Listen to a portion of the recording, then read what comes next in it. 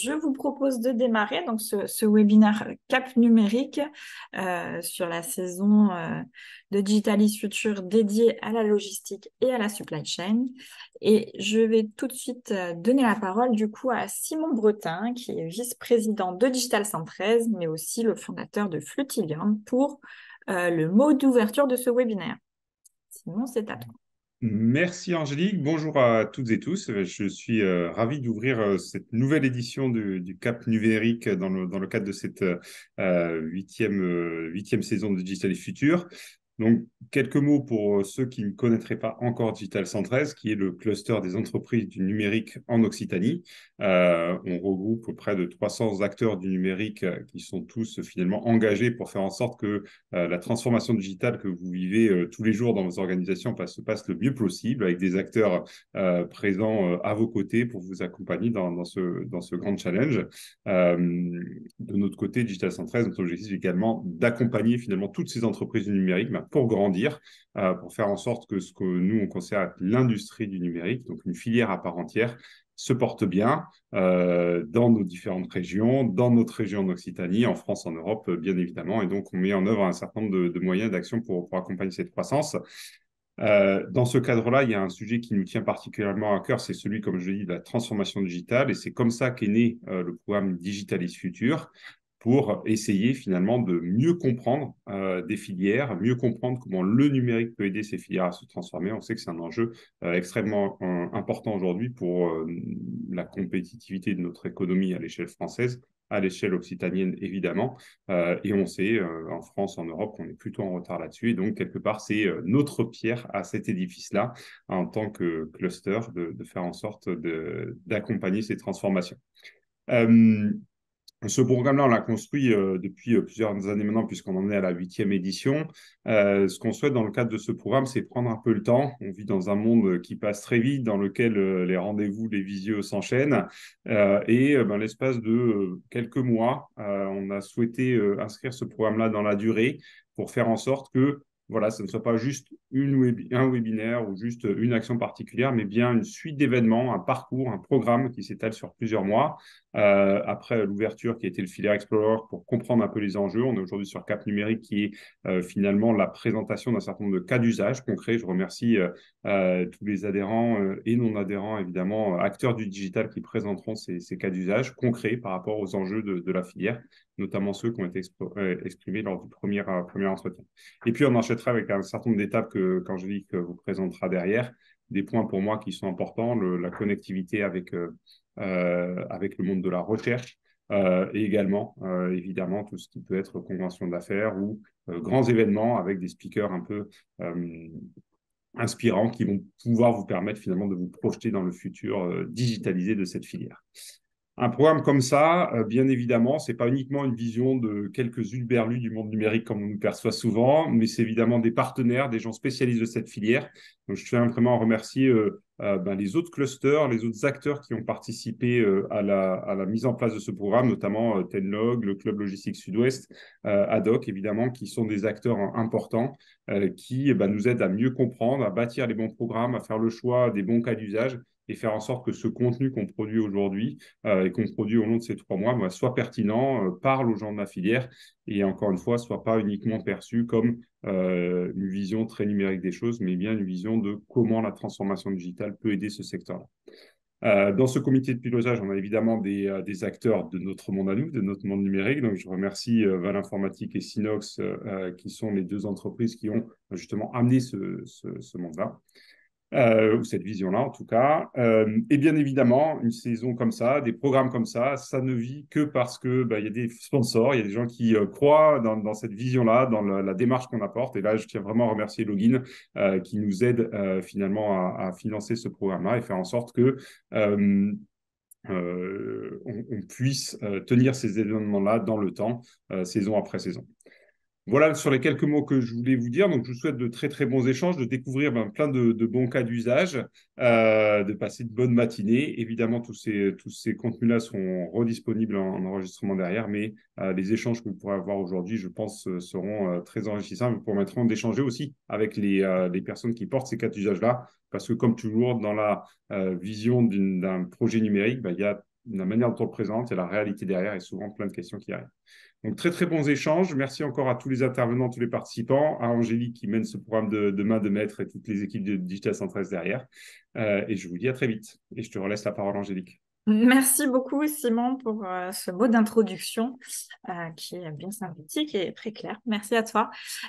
Donc voilà, un événement sponsorisé évidemment par Login qui nous accueillera notamment, on le dira aussi un peu après, sur l'événement Start in Lab, comme tu le dis, où il y aura des présentations de projets de recherche, mais il y aura aussi une deuxième partie avec présentation de leur plateforme d'expérimentation logistique Login. Donc ça, ce sera mi-novembre. On n'a pas encore la date de Calais, ce sera le 16 ou le 17, mais vous pouvez vous abonner en tout cas à la newsletter de Digitalis Future sur notre site pour rester informé des prochaines dates du programme.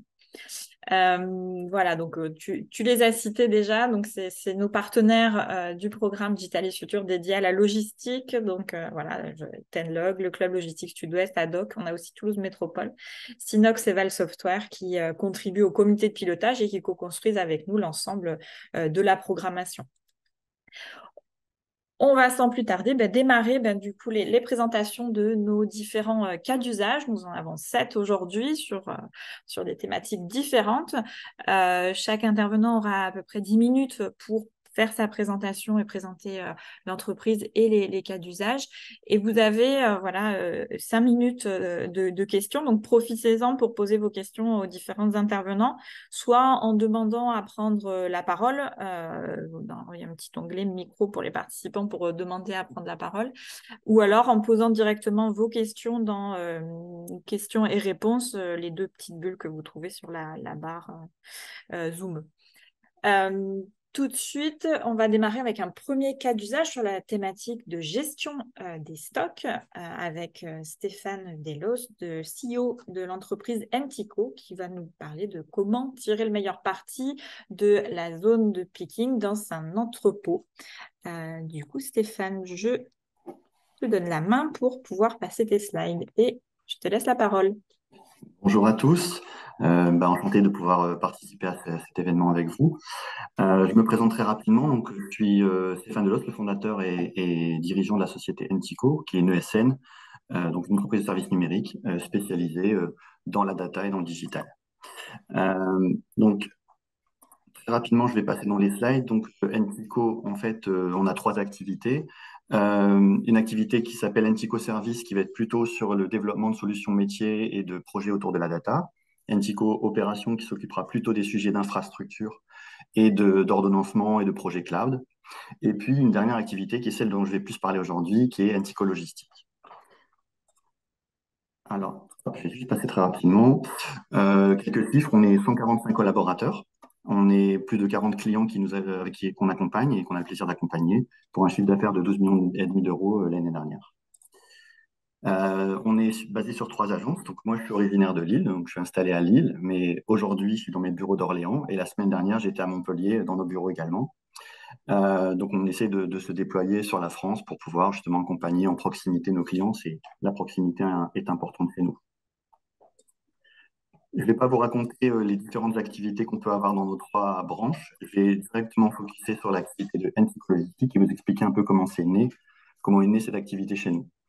Donc, Entico Logistique, c'est la rencontre d'experts de la logistique. On a vraiment chez nous des équipes de logisticiens qui ne sont pas des informaticiens et d'experts de la data qui se sont penchés sur les problématiques d'optimisation dans les entrepôts. Donc, on a notre équipe d'ingénieurs logistiques qui est basée à Lille, nos équipes R&D Data Science qui sont basées à Orléans et nos data engineers, data analysts basés sur Lille, Orléans et Montpellier qui, du coup, accompagnent l'ensemble de nos projets pour nos clients. La problématique que je vais vous exposer aujourd'hui, c'est vraiment l'optimisation du picking avec notre outil que nous avons développé chez nous qui s'appelle Pixtra. En fait, cet outil, il est né il y a pas mal d'années, mais c'est plus récemment, avec le Covid, qu'on a eu un vrai accroissement d'activité dans les entrepôts, dans la chaîne logistique au sens large, on va dire, et que nos clients ont des difficultés à recruter du personnel qualifié et à garder leur personnel. Ils cherchent la plupart du temps à améliorer leurs indicateurs de productivité dans la préparation de commandes, améliorer l'ergonomie du travail pour leurs préparateurs, parce que si on veut garder son personnel, il faut améliorer sa qualité de vie et lui simplifier la tâche. Et puis, comme on est dans un monde en grande transformation sur la logistique, il y a également des gros investissements qui sont à faire Et l'idée, c'est aussi pouvoir vérifier que les investissements qu'on va faire vont être efficaces, vont porter les fruits et vont aussi pouvoir être rentables finalement dans la durée. Avec notre solution Pixtra, on va pouvoir accompagner sur ces différentes problématiques. Alors, comment que ça marche, Pixtra? Alors, les petites vidéos ne fonctionnent pas, mais je vais vous expliquer comment c'est fait. Avec Pixtra, on va créer un jumeau numérique de votre zone de picking. Donc, on va vraiment reproduire tous vos types d'emplacements, palettes, semi-palettes, dynamiques, tiroirs, automates, magasins automatisés. On va reproduire toute la topologie de votre site, les murs, les poteaux, les meubles, les racks, les convoyeurs. On va reproduire exactement, finalement, votre entrepôt. Une fois qu'on aura fait cette modélisation 3D de votre entrepôt, on va pouvoir charger à l'intérieur de cet entrepôt l'ensemble de toutes vos données, toutes les caractéristiques de vos produits, toutes les contraintes que vous avez dans vos produits. J'ai des zones qui sont sprinklées, j'ai des zones qui sont Céveso, j'ai des problématiques de produits qui ne peuvent pas être mis ensemble. On va vraiment charger toutes vos données, toutes vos contraintes, qu'elles soient organisationnelles, sur la façon de préparer. Vous préparez sur palette, vous préparez dans des bacs, vous préparez dans des cages. Vous faites du multi-picking, du multi-client. On va l'intégrer ces problématiques-là. La problématique de montage palette, on va aussi l'intégrer. Et en intégrant toutes vos contraintes, on va pouvoir reproduire exactement ce que fait votre préparateur quand il fait sa préparation de commande. Donc, quel est le circuit qu'il va prendre, par où il va passer, où il va aller chercher son support vide, à quel endroit il va déposer sa palette finale. Et je vais pouvoir vraiment remodéliser complètement son geste métier. Et une fois que ça s'est fait, on s'est mis d'accord et on a bien réussi à reproduire votre façon de travailler dans notre outil, à ce moment-là, on va pouvoir lancer nos algorithmes d'optimisation qui vont proposer des nouvelles implantations. Donc, nos algorithmes, en fait, de machine learning, ils vont pouvoir, par exemple, réorganiser vos meubles, déplacer les zones de dynamique à d'autres endroits. Ils vont réagencer les produits. Ils vont réorganiser complètement votre topologie de votre site.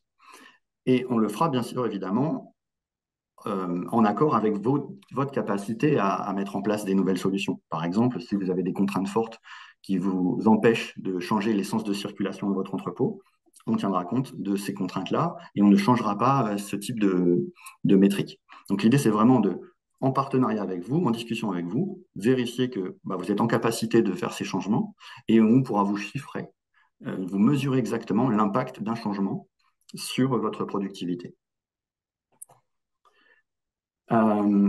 Notre optimisation, elle se fait aussi de manière multicritère, c'est-à-dire qu'on va optimiser les distances de préparation. Ça parle à tout le monde, parce qu'en fait, si je gagne des distances, je gagne du temps. Si je gagne du temps, j'économise de la main-d'œuvre. Donc ça peut tout de suite être parlant. Mais on va aussi travailler l'ergonomie. Par exemple, on va faire en sorte que les produits les plus lourds ne se trouvent jamais au-dessus de l'épaule du préparateur, si jamais j'ai des étagères.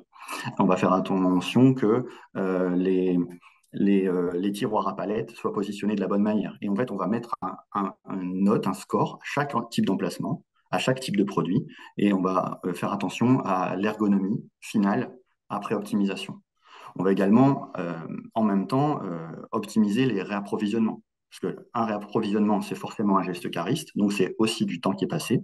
Donc, en fait, en mettant les bons produits dans les bons emplacements, on va pouvoir aussi diminuer le nombre de réappros. Quelques exemples d'optimisation qu'on a pu faire. Donc, on peut travailler dans tout type d'entrepôt. Donc, un exemple d'entrepôt en alimentaire, 35 000 m². Là, la problématique, elle était principalement de réduire les distances. Donc, en fait, on a pu charger les produits du client, charger l'ensemble de son panel de commandes, regarder quelles étaient les distances qui étaient réalisées avant optimisation et après optimisation. On a fait gagner environ 400 km par semaine à cet entrepôt. 400 km par semaine, c'est environ 4 préparateurs. L'objectif étant pas de réduire le personnel, mais de pouvoir réussir à faire sa préparation dans la journée et laisser partir les camions à l'heure et pas avoir des heures supplémentaires à faire. C'est souvent cette problématique qu'on doit adresser. Et aussi, de gérer aussi les périodes de plus forte charge et de pic de charge. On va pouvoir les faire passer plus facilement si jamais on a mieux optimisé les distances. D'autres exemples de préparation, on intervient également sur ici une problématique e-commerce. Donc, on est plutôt sur un type d'entrepôt où on voit un convoyeur, donc en fait avec des gares de préparation. Et là, on est plutôt sur une problématique d'équilibrage de la charge de travail dans les différentes gares de préparation. Parce qu'évidemment, vous le savez très bien, si vous avez un convoyeur à chaque station, je vais pouvoir avoir une petite zone de tampon de rétention. Donc, les bacs vont s'accumuler. Mais si tous les bacs s'arrêtent à la station 1 et jamais à la station 2, eh bien, j'ai un préparateur qui travaille beaucoup et l'autre qui fait rien du tout. Donc, l'idée d'équilibrage, il est aussi de pouvoir justement lisser la charge et encore une fois, de gagner en productivité. Donc, même sur un entrepôt qui est mécanisé, on va pouvoir accompagner avec notre solution. Donc là, typiquement, on voit que avant optimisation, on avait une charge qui était beaucoup plus faible, de 2000 lignes en moyenne par semaine par gare de travail. On a pu tirer un meilleur parti de la charge, c'est-à-dire augmenter le volume qui était réalisé dans ces gares de préparation en doublant le nombre de lignes, mais en équilibrant mieux et du coup avoir une meilleure fluidité dans la circulation des bacs de préparation. Encore un autre type d'exemple, ici sur un entrepôt de type pharmaceutique, où j'ai également avec un étage, une mezzanine, donc des convoyeurs à différents endroits. Encore une problématique d'équilibrage des gares. Alors, mon dessin est un peu petit, mais on voit que en fait, notre solution a été placer les produits les plus fréquemment prélevés, en rouge, au moment en proximité du préparateur, pour éviter les distances latérales pour la préparation. Voilà, donc ici vraiment réduction des distances, maximiser le nombre de lignes au sein de chaque typologie d'emplacement. Je n'ai pas la possibilité de vous montrer parce qu'en fait, en quelques minutes, je ne peux pas vous montrer la solution, mais c'est une solution qu'on a complètement développée, qui est complètement paramétrable par nous, et donc on peut s'adapter à chaque use case de chaque client. Et donc c'est ça qui est important aussi, c'est qu'on va pouvoir, même une problématique qu'on n'aurait encore jamais adressée, venir la modéliser dans notre solution. Ce qui est important de retenir, c'est qu'IFRA permet de simuler tout changement dans l'organisation, la topologie, anticiper la mise en place de mécanisation pour mesurer l'impact avant l'investissement. Par exemple, on a déjà accompagné des clients dans la pharmacie qui voulaient mettre en place un magasin automatisé et ils voulaient savoir quels étaient les produits qui étaient éligibles à cette zone automatisée et quels étaient les produits qu'ils devaient garder en zone de picking manuel. On a pu travailler avec eux pour optimiser l'usage de cette machine. La répartition de produits dans un automate, donc un automate avec des éjecteurs de produits sur un tapis roulant. On a pu mettre les meilleurs produits les plus importants pour justement non seulement optimiser la préparation, mais aussi minimiser les ruptures, parce qu'une rupture, ça veut dire qu'on va aller terminer la commande manuellement. Donc l'idée, c'était également de pouvoir faire ceci. Et puis d'autres cas d'usage également, on est en capacité, nous, avec nos algorithmes, d'identifier quelles sont les meilleures commandes à mettre ensemble sur le même support de préparation. Et donc, dans le cas d'usage d'un client qui voulait mettre en place des robots d'assistance au picking, pour la préparation de multi-picking, enfin multi-clients en tout cas, on a développé un logiciel qui permet de automatiquement regrouper les meilleures commandes pour, encore une fois, diminuer les parcours des préparateurs et du robot. Les clients qui nous font confiance, on travaille partout en Europe aujourd'hui, alors avec des clients que vous connaissez, Carrefour, Giffard, tape à l'œil, mais des clients à l'étranger, Marks Spencer, Sainsbury, GXO, Auchan, il y en a beaucoup d'autres que je n'ai pas notés ici. C'est de respecter le timing. Donc, quelques chiffres. Donc, on a optimisé plus de 100 sites avec notre logiciel qu'on a lancé il y a maintenant 8 ans. Pour la solution Pixtra, on allait réaliser 650 000 euros de chiffre d'affaires en 2022, rien qu'avec cet outil. Et le site le plus emblématique, c'est un site Marks Spencer qu'on a fait l'année dernière, où on a gagné 3500 km par semaine. C'est un site de 90 000 m², 25 000 produits, 1 500 000 lignes de préparation par semaine. Et on a pu avoir des gains assez importants pour eux. C'est pratiquement l'équivalent de 80 équivalents temps plein qui ont été économisés. Voilà. Je n'ai pas pu vous montrer la solution. Voilà quelques exemples de screen de notre solution qui est tout à fait propriétaire. Donc, on peut voir qu'on a la possibilité de charger vos portefeuilles de produits, d'afficher vos produits, de respecter toutes vos contraintes, toute votre modélisation. Donc, c'est une solution assez complète et assez dynamique. Est-ce que vous avez des questions? Merci Stéphane. N'hésitez pas à prendre la parole pour poser vos questions ou à les écrire directement dans la petite bulle. Une question qui arrive, je crois. Non, c'est juste un bonjour. Bon, c'est déjà pas mal. Ouais. En tout cas, n'hésitez pas, je reste à votre disposition et vous aurez mes coordonnées donc, en cas de besoin. Merci. Très bien. Le logiciel est configurable. Oui, alors en fait, on peut s'interfacer avec la plupart des WMS du marché. Souvent, on peut travailler même par juste échange de fichiers. Donc, on récupère vos données par des fichiers, on se met d'accord sur l'ensemble de vos critères, et puis on les charge dans notre outil. On peut travailler juste en mode audit, c'est-à-dire on vient chez vous, on audite, on modélise et on vous fait un certain nombre de précaux et on vous accompagne jusqu'à la mise en œuvre de ces précaux.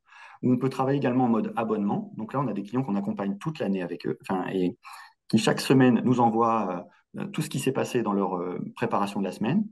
Et puis, on va du coup leur maintenir l'optimisation, c'est-à-dire en leur proposant quelques permutations de produits pour maintenir le site le plus optimisé possible toute l'année. Merci. Si vous souhaitez des compléments, vous pouvez aussi voilà, prendre la parole pour poser des questions complémentaires.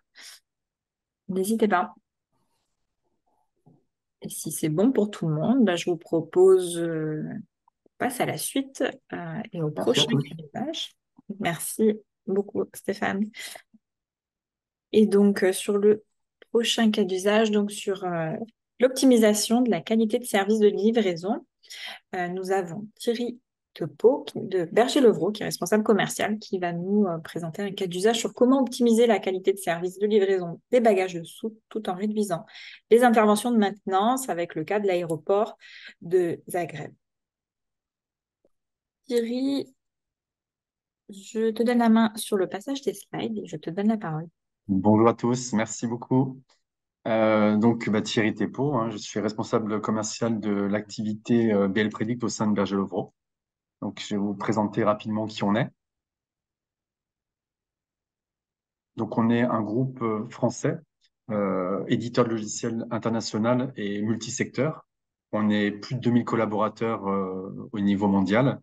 On a plus de 40 000 clients actifs et on existe depuis plus de 500 ans, ce qui est assez rare. On a exactement 560 ans, ce qui est complètement exceptionnel. Et 25% de notre chiffre d'affaires est réinjecté et réinvesti dans la recherche et développement, ce qui nous permet vraiment d'avoir des finances qui nous permettent vraiment d'aller dans l'innovation et de pouvoir créer de la valeur et vraiment apporter des solutions très innovantes à nos clients.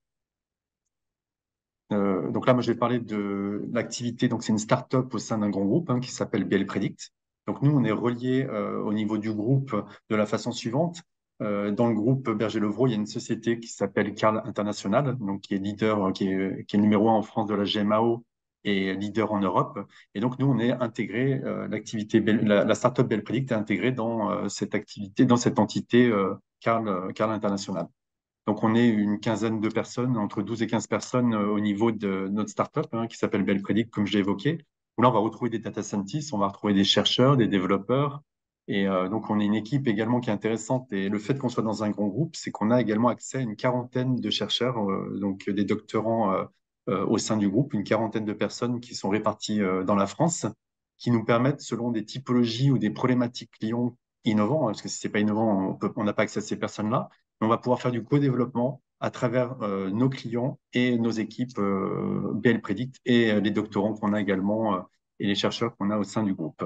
Le gros avantage également, c'est qu'on a effectivement les 40 000 clients que j'évoquais tout à l'heure au sein du groupe.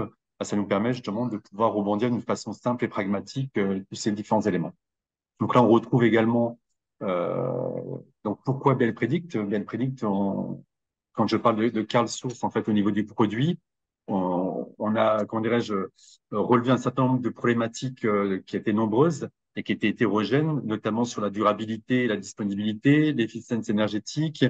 On retrouvait également des problématiques d'optimisation de l'activité, les coûts de maintenance, l'optimisation aussi des coûts de possession, et puis le coût de l'énergie aujourd'hui, qui est important, on le subit tous.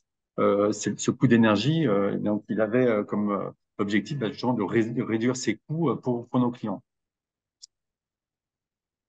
Donc VL Predict, c'est quoi? C'est une plateforme clé en main, une plateforme SaaS d'optimisation des équipements.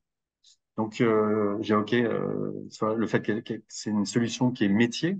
On est 100% SaaS et 100% métier. Pourquoi 100% métier? C'est qu'on a vraiment intégré nos clients CarlSource dès le démarrage de ce projet il y a 6 ans.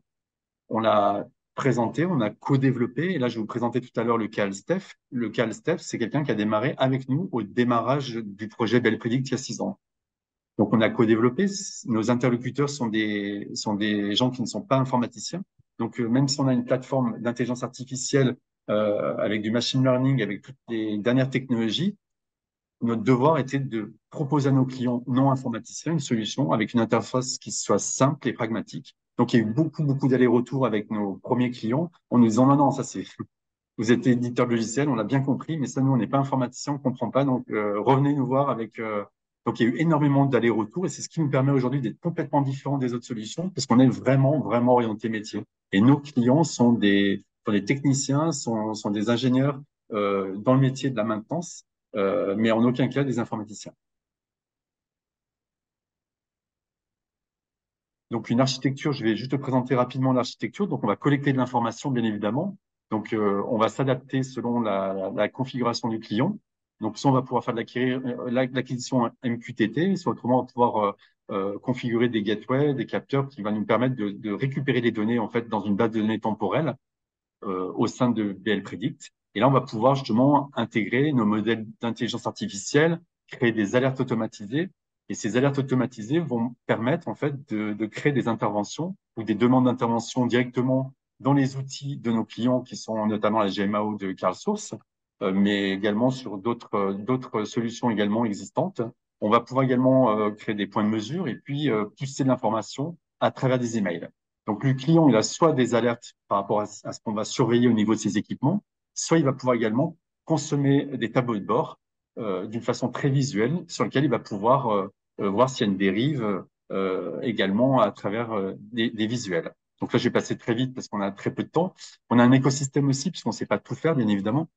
On a un écosystème qui est important pour nous, un écosystème au niveau de la recherche et au niveau des laboratoires, mais également tout ce qui est technologique et métier.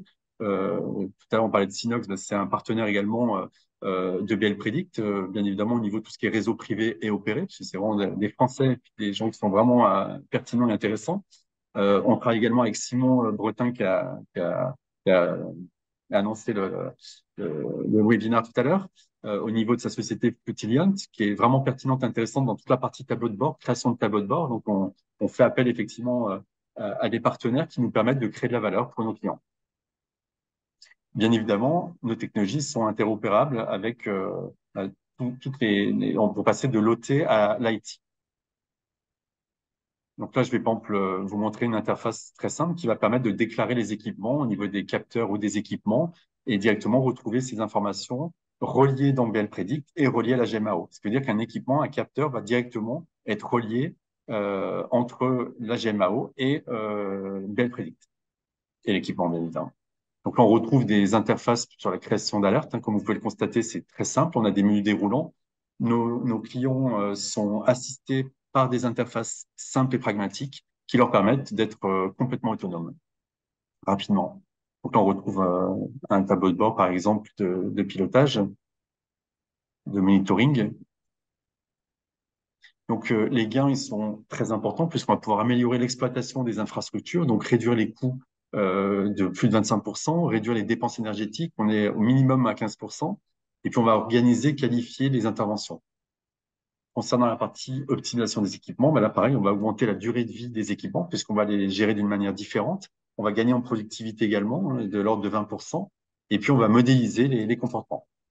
Donc, si je reviens maintenant sur le cas d'usage, sur le cas d'Alstef, donc Alstef, c'est une société sur laquelle on a co-développé le produit BL Predict à l'origine. Après, on a intégré d'autres clients aussi, hein, puisqu'on voulait pas être mono client, bien évidemment, et puis d'être trop dans une direction. Donc, nous, le produit, il a toujours été fait dans une volonté qui soit accessible, quelle que soit l'activité du client, pour qu'il soit vraiment d'une façon ouverte au maximum de clients. Donc, Alstef, si je reprends ce cas d'usage, hein, c'est une société pour les présenter qui sont spécialisés dans la manutention des systèmes automatisés. Ils ont deux métiers, donc ils ont une branche intralogistique et ils ont une branche aéroportuaire. Donc, ils construisent des solutions de tri de bagages dans les aéroports, en fait, dans le monde entier. Et c'est un client de longue date de la GMAO CarlSource, où ils ont intégré CarlSource dans tous les aéroports où ils sont implantés dans le monde entier. Et donc, nous, on s'est focalisé quand on a réfléchi, parce qu'ils ils ont un taux de disponibilité qui est très élevé, mais qui leur coûtait très, très cher aussi. Parce que derrière, quand vous vous occupez des bagages dans les trips de bagages au niveau des aéroports, en cas de problème, si on met en retard en fait des avions, il y a des coûts de pénalité, mais qui sont complètement énormes. Et donc, ils faisaient du surpréventif, mais d'une façon vraiment importante pour avoir un taux de disponibilité très élevé. Et nous, par rapport à Bell Predict, quand on a commencé à regarder, on s'est dit oui, mais nous, on va pouvoir justement gérer d'une façon différente. Si on analyse les données, si on analyse les équipements en temps réel, on va pouvoir justement mieux diminuer ce coût de surpréventif et puis de pouvoir être compétitif parce que derrière le cas d'Alstef, donc ils sont pas tout seuls, ils ont également des concurrents. Et quand ils répondent à des appels d'offres, bien évidemment, la solution technique est importante, mais également le coût d'exploitation, le coût d'investissement et d'exploitation est très important. Donc forcément, le but est également d'être plus compétitif sur le marché et dans un objectif également de pouvoir demain de non plus vendre dans des aéroports des centres de tri de bagages, mais de vendre un service aux bagages. Et c'est l'objectif d'Alstef et on les accompagne sur ce sujet pour qu'ils puissent demain répondre à des appels d'offres en pouvant se positionner en donnant le bon prix euh, par bagage en fait au niveau des tri de bagages au niveau des aéroports.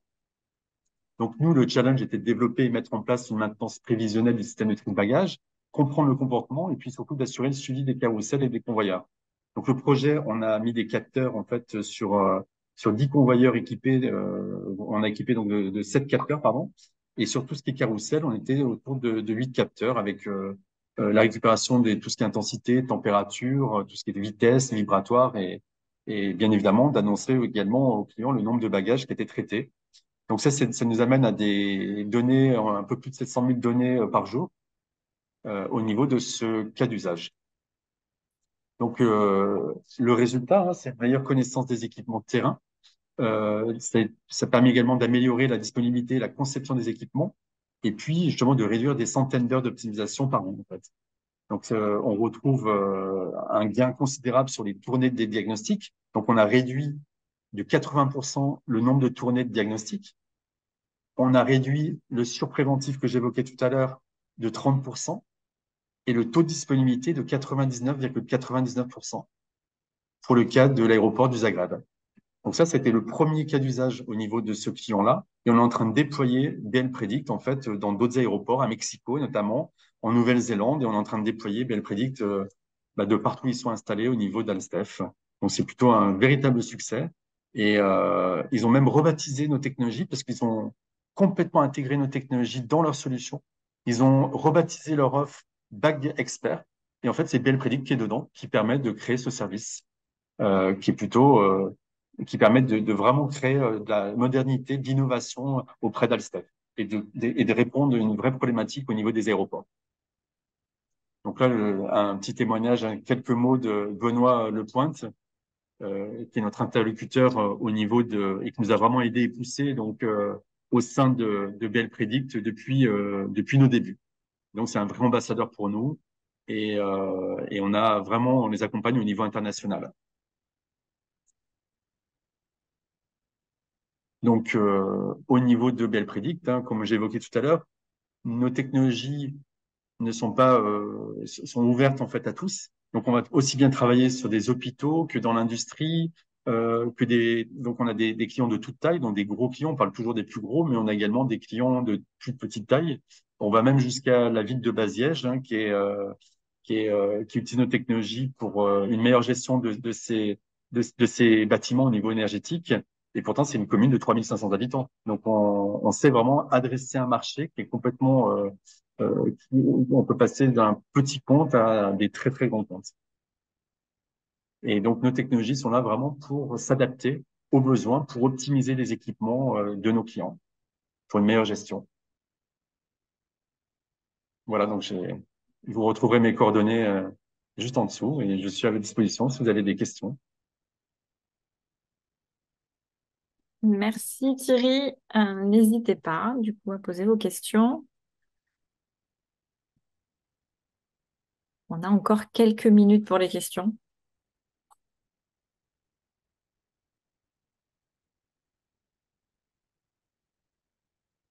S'il y a des questions qui viennent après aussi, vous pouvez utiliser voilà, Oui, n'hésitez surtout pas. voilà, vous pouvez utiliser les bulles de questions-réponses ou après les poser après le webinaire aussi.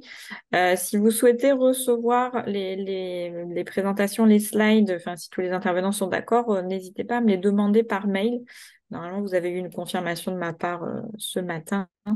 Donc, vous pouvez répondre à ce mail et demander à ce que je vous envoie la présentation. Je l'enverrai de façon individuelle à ceux qui la demandent. Alors, est-ce que vous organisez des démos? Absolument. Donc, on fait des démonstrations par Teams ou physiquement, hein, bien évidemment.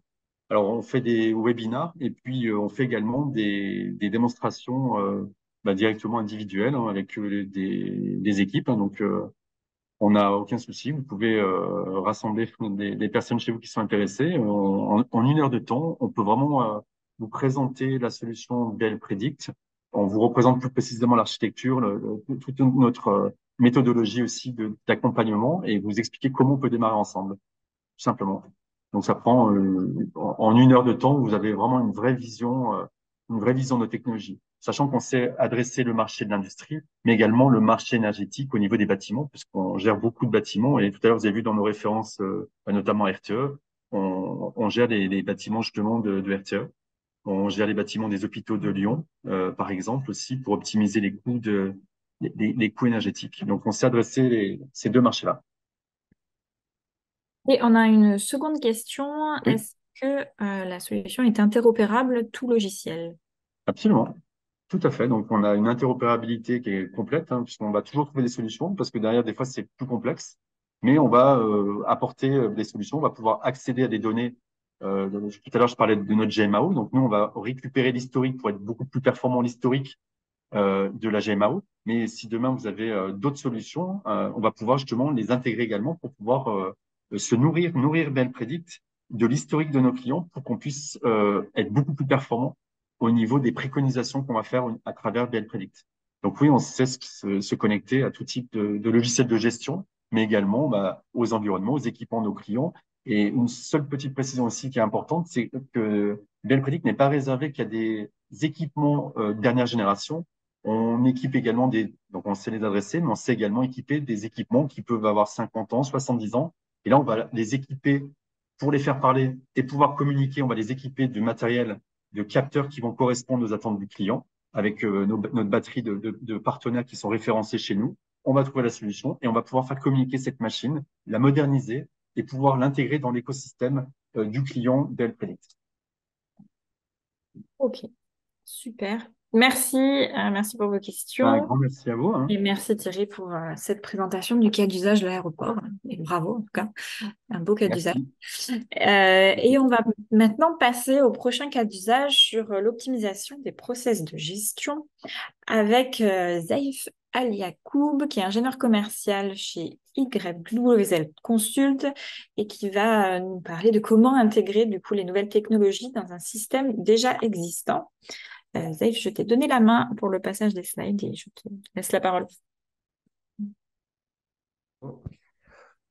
Déjà, bonjour à tous.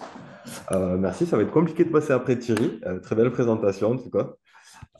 Donc, je vais essayer de faire au moins au mieux. Et moi, aujourd'hui, je vais vous présenter un peu comment on intègre les nouvelles technologies dans les systèmes que vous avez déjà aujourd'hui sans vraiment tout modifier. Je vais essayer d'être hyper simple, le plus clair possible pour que si vous avez des questions techniques, n'hésitez pas à les poser après. Je vais commencer déjà par présenter un petit peu ce qu'on fait en général. Donc nous, on est spécialiste en fait dans les flux logistiques en temps réel. Donc qu'est-ce que ça veut dire? Ça veut dire qu'on va pouvoir traiter énormément de données, collecter des données, voir comment on peut optimiser un processus directement. Un petit problème. On a deux missions chez YWZ, c'est de fournir une intelligence de traitement et améliorer les performances de votre structure. Le cas d'usage que je vais vous présenter aujourd'hui, ça va être la Poste Ecolissimo. Donc, c'est des solutions qu'on a mis en place depuis plus de 3 ans. Donc, techniquement, on va travailler sur des calculs mathématiques algorithmiques, de machine learning et d'intelligence artificielle en fonction des besoins qu'on a dans les cas d'usage.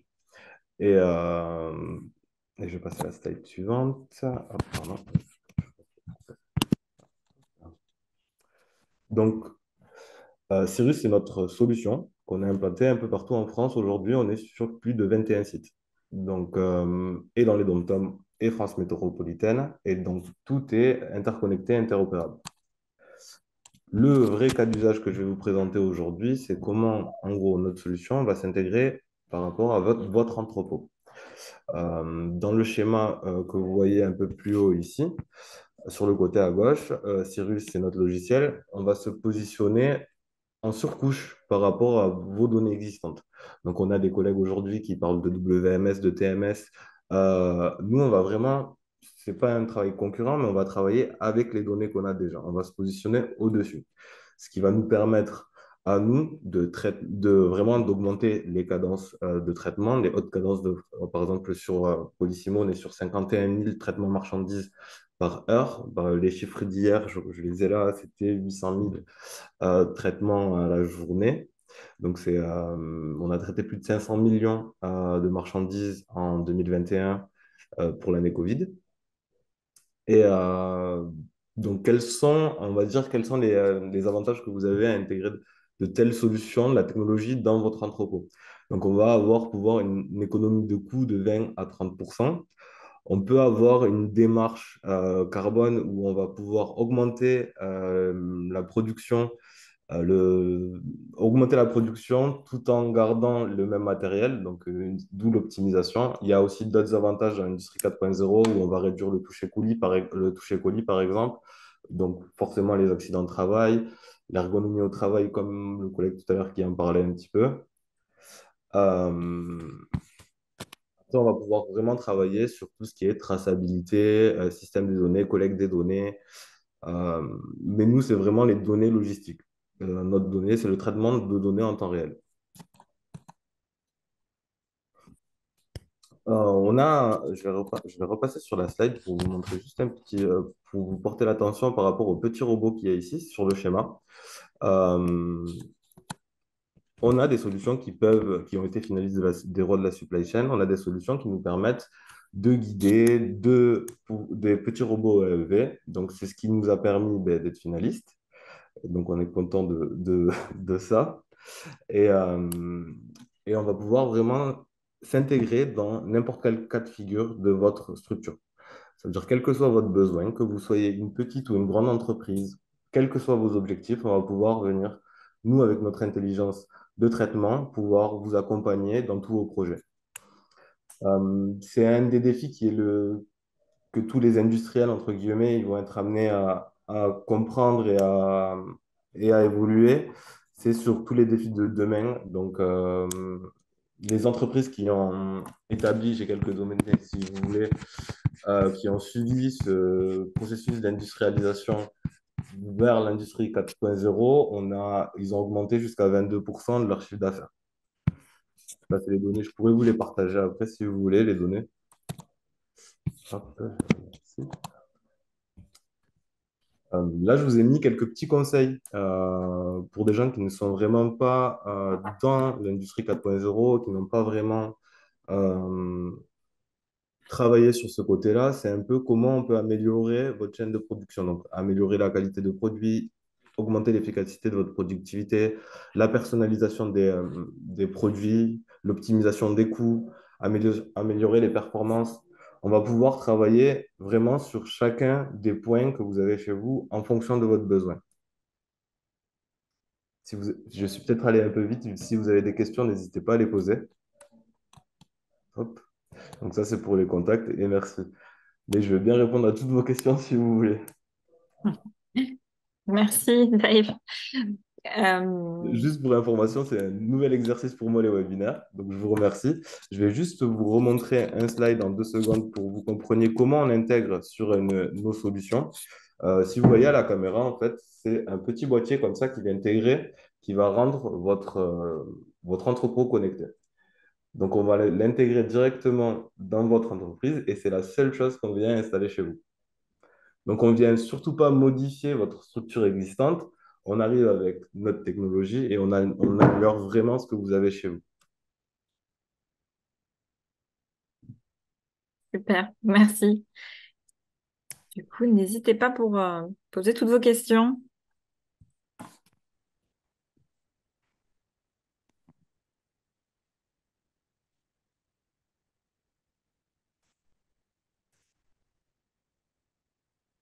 Non, pas de questions.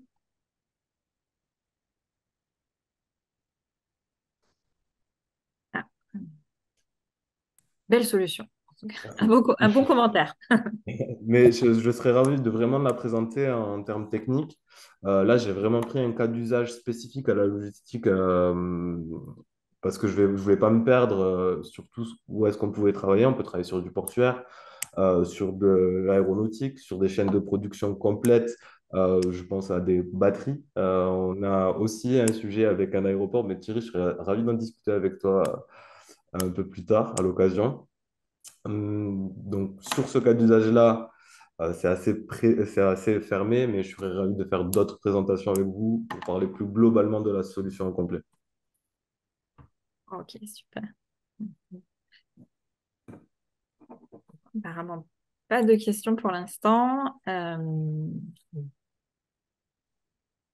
N'hésitez pas s'il y a des questions qui arrivent après à les poser quand même dans la partie questions et réponses. On va du coup continuer avec.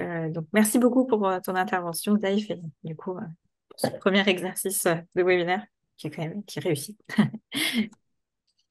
Prochain cas d'usage, donc on va parler de traçabilité et visibilité en temps réel avec du coup ITIS et donc Nicolas Pouilladou qui va nous présenter le prochain cas d'usage. Bonjour à tous et, euh, et merci beaucoup. Alors du coup, moi je vais vous parler de visibilité et comment on dirait, de traçabilité, tout ça autour d'une solution WMS pour montrer que les WMS, donc qui sont des outils de gestion d'entrepôt, peuvent permettre justement de résoudre ces problématiques de traçabilité et de visibilité, alors que ce soit du stock ou d'autres éléments en temps réel. Euh, alors, pour passer très vite sur la présentation de la société, donc ITIS fait partie d'un petit groupe de trois sociétés qui adressent notamment trois activités, la logistique, donc qui est plus particulièrement ce que fait ITIS et que je vais vous présenter. On a également des activités de blockchain et de logiciels sur mesure.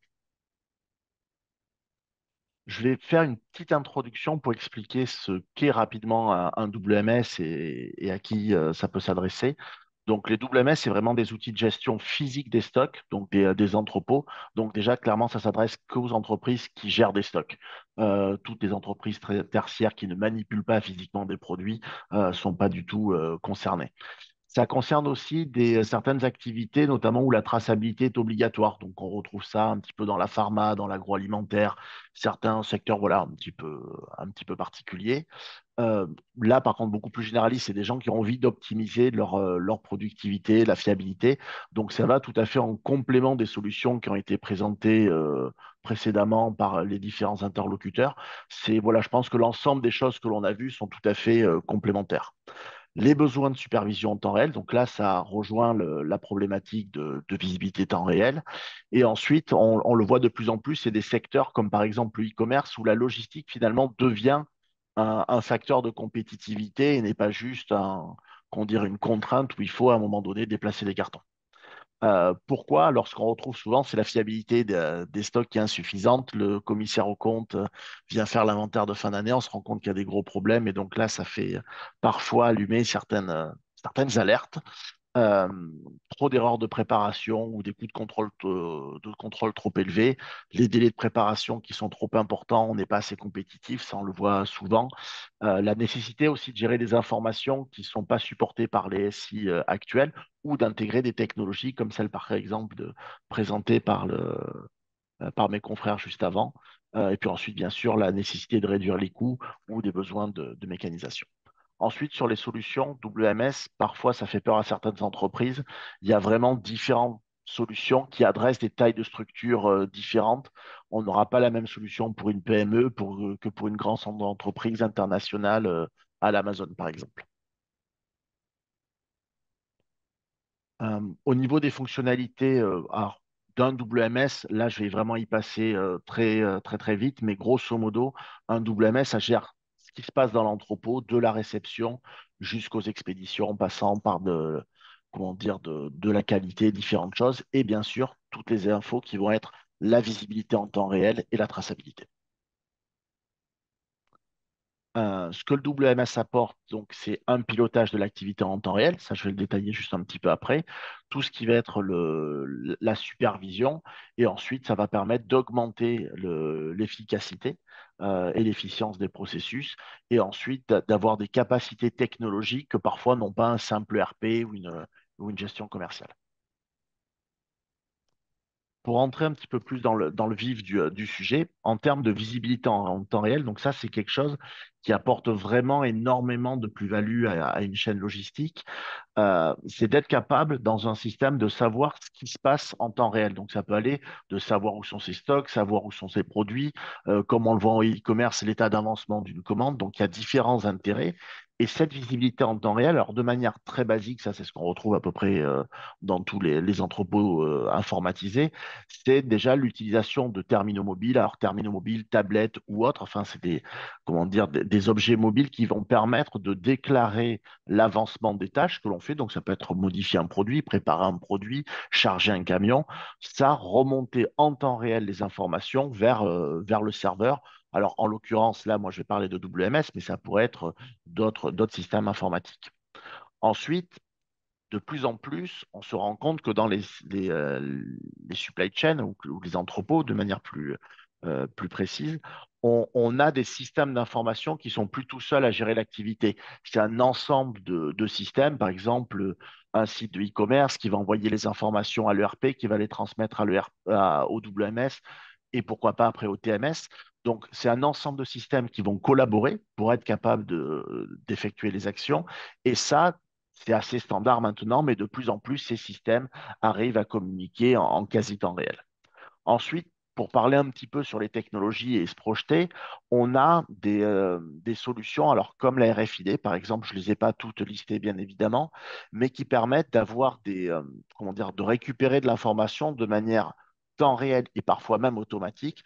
Donc, la RFID, c'est comment dire, des sortes de petites puces électroniques qu'on retrouve dans différents cas d'usage. Par exemple, ceux qui font leurs courses à Decathlon de temps en temps, quand vous posez tous vos articles dans le bac, c'est lu automatiquement, c'est grâce à l'RFID. Donc avec la RFID, on peut avoir par exemple des portiques à certains points de passage et quand vous allez passer avec votre palette, automatiquement, sans aucune action, la palette va être détectée et le système va être capable de savoir que telle palette est passée à tel moment précis, à tel endroit et que donc elle se retrouve forcément dans telle zone. On peut avoir des solutions encore un petit peu plus poussées, ça s'appelle le RTLS, c'est toujours sur la base de la RFID, mais ça va permettre grosso modo d'avoir un positionnement précis à un instant T, en temps réel, comment dire, de vos articles. Donc là, ça nécessite forcément d'avoir pas mal de bornes pour être capable de faire une sorte de triangulation. Et donc, on va être capable de repérer un article à l'intérieur d'un entrepôt. Ensuite, on a tous les objets IoT. Alors, mes confrères avant ont commencé à aborder différentes solutions dans la logistique. Voilà, maintenant, on utilise de plus en plus, notamment, alors, ce qu'on voit assez régulièrement, c'est des balises GPS qui sont capables. Donc, on met une balise comment dire, sur un objet, que ce soit une palette, la caisse d'un produit, enfin, peu importe, qu'on veut tracer. Et cette balise va être capable de remonter de manière plus ou moins fréquente sa position et puis pourquoi pas de temps en temps des températures ou d'autres choses qui vont par exemple permettre sur un colis de médicaments de savoir où est-ce qu'il en est de son acheminement et puis de vérifier que si c'est des vaccins, on n'est pas sur une température trop basse ou trop haute qui pourrait altérer la qualité du produit. Ensuite, on a des solutions qui se développent de plus en plus qui sont autour de la vision. Donc là, je ne rentrerai pas dans la technique, mais grosso modo, c'est, on va dire, des caméras associées à de l'intelligence artificielle qui permettent d'analyser ce qui se passe dans un entrepôt et par exemple de repérer qu'on décharge une palette, que cette palette elle est posée sur le quai et que ça fait 1 heure qu'elle n'a pas bougé, c'est peut-être pas normal donc d'envoyer des alertes ou de monitorer des choses. Et ensuite, on a toute une partie aussi liée à la mécanisation. Alors, excusez-moi, j'ai fait une petite coquille, c'est AGV et pas AVG, mais c'est voilà, on va dire des robots pour schématiser, qui vont être capables de manipuler des palettes, de les déplacer automatiquement. Et forcément, ces robots, bien sûr, ils déplacent, mais ils sont capables de remonter en temps réel l'exécution de ce qu'ils sont en train de faire pour que le système soit capable de savoir où est la palette exactement, par exemple. Euh, Ensuite, en termes d'avantages, parce que là, on a parlé de qu'est-ce que c'est capable de faire, mais le fait d'avoir des infos en temps réel, je pense que c'est très important pour être capable de détecter potentiellement une erreur, voire de l'éviter, et en tout cas de réagir rapidement.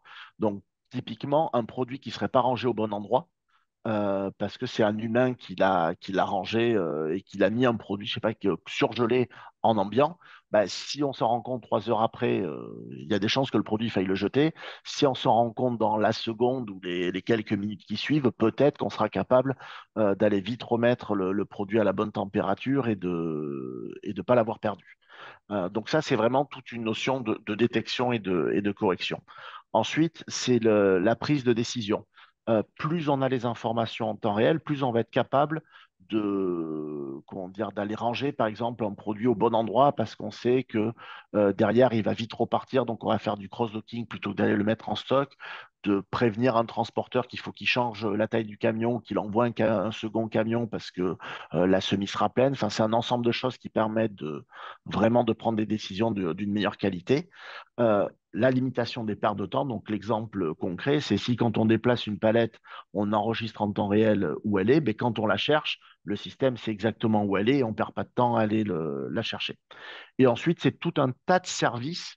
Ça rejoint un petit peu, je pense, ce que proposaient mes confrères avant, mais qui peuvent vraiment donner de la valeur au process. Et c'est pas juste on déplace une palette ou on prépare une commande, mais on est capable, par exemple, d'informer en temps réel, comme on le voit tous dans les solutions de e-commerce avec Amazon, par exemple. Mais on sait quand c'est qu'on va être livré, on sait si le colis a du retard. Enfin, toutes ces informations-là, ben, forcément, ça nécessite d'avoir un pilotage en temps réel comment dire, de notre activité. Ensuite, je voulais parler un petit peu de traçabilité. Euh, donc, sans se lancer dans une définition, la traçabilité, c'est vraiment le fait qu'on enregistre ce qui va se passer dans l'entrepôt pour être capable de dire ben, telle commande a été préparée à telle heure par telle personne avec tel produit de tel lot et ainsi de suite, et d'être capable de tracer vraiment tous les événements sur la chaîne logistique. Euh, pour combattre une idée reçue, pour moi, tracer, ça ne fait pas perdre du temps. Il y a beaucoup d'entreprises qui ne font pas l'effort de mettre en place une traçabilité sous prétexte que ça fait perdre du temps, alors que quand on a des processus qui sont bien adaptés, la traçabilité, c'est juste la conséquence du fait qu'on a fait différentes actions, souvent en temps réel, et donc c'est pas un processus qu'on doit faire en plus, c'est vraiment intégré dans ce que dans ce que l'on fait. La traçabilité, par contre, ça a plein d'intérêts. C'est notamment ben, l'augmentation de la sécurité. De ce qu'on va faire, on est capable de tracer. C'est le fait de satisfaire certaines obligations réglementaires qui sont de plus importantes, notamment dans le secteur de l'agroalimentaire, de la pharma et autres. Et ensuite, pour piloter une activité, il faut forcément avoir des données. Donc là, ça rejoint aussi les présentations précédentes. Mais la traçabilité, c'est vraiment collecter différentes informations, mais pas qu'à un but de savoir que dans tel plat cuisiné, il y a tel lot de viande, mais c'est de savoir ben, combien on a manipulé d'éléments, combien on a passé de temps à faire telle et telle action. Et c'est grâce à ces données de traçabilité qu'on est capable ensuite ben, d'améliorer le processus, de le piloter, et avec ensuite, pourquoi pas, des modèles d'intelligence artificielle, comme ça a été présenté auparavant, ben, d'aller prendre de meilleures décisions.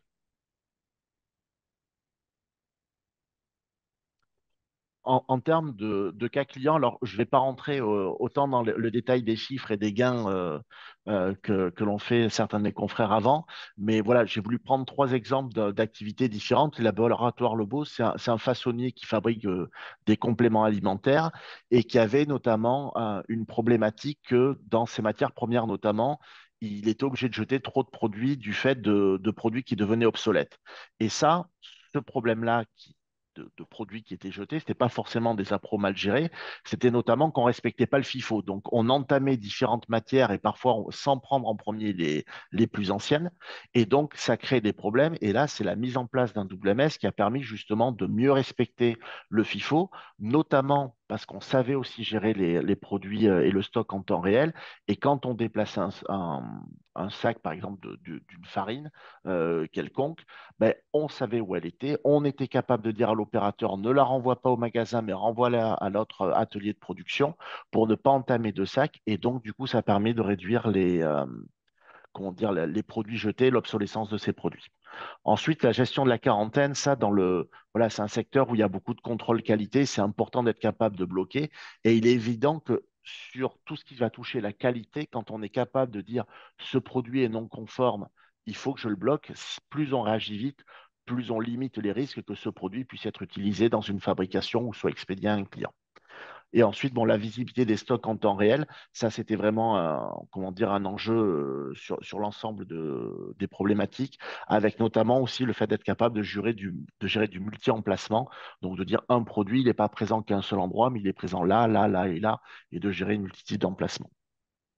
Ensuite, on a un autre client qui, lui, est un répartiteur pharmaceutique, c'est-à-dire c'est un grossiste qui livre notamment les médicaments aux officines.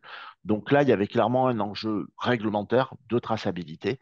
Donc là, il fallait être capable de tracer les produits et on s'est notamment appuyé sur les codes barres GS1 128. Alors, sans rentrer dans le détail, c'est les petits codes data matrix que vous avez sur les produits qui permettent, en un seul code barre, d'avoir grosso modo l'article, le lot, la date de péremption, le numéro de série.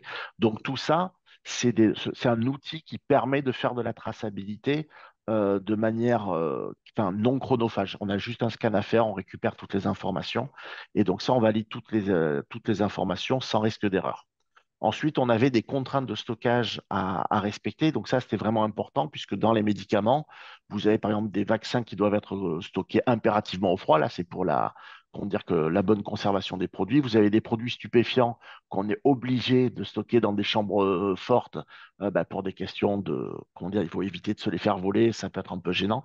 Donc tout ça, le WMS a été capable de prendre en charge ces contraintes-là et notamment grâce à l'utilisation de terminaux mobiles où on fait différents scans pour s'assurer qu'on est aux bons endroits en temps réel et qu'on prévient dès qu'il y a une erreur. Et ensuite, bon, ça c'est quelque chose qu'on retrouve dans beaucoup d'activités, c'est la productivité. Et là encore, les systèmes bien adaptés, tels qu'un WMS, mais aussi avec l'utilisation de différents outils comme la solution qu'on a vue d'optimisation des pickings au tout début, c'est clairement des outils qui permettent d'aller plus vite et d'avoir des gains vraiment notables. Et ensuite, pour finir, un dernier exemple sur une société là beaucoup plus grosse, Nures, qui fait du catering aérien, ferroviaire et d'autres activités. Donc, on a eu l'occasion de collaborer avec eux sur des activités aériennes et ferroviaires.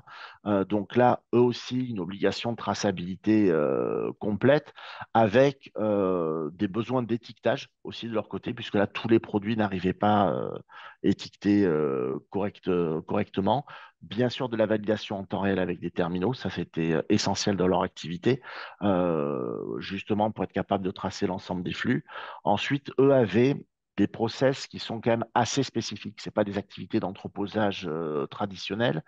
Et notre WMS a permis justement de s'adapter à ces process spécifiques, alors soit avec des écrans, donc là on est purement sur de l'UX, créer des écrans avec une ergonomie adaptée, de la validation de processus en masse, où là c'est au lieu de valider à chaque étape, eux avaient parfois besoin de dire ben, je valide X lignes.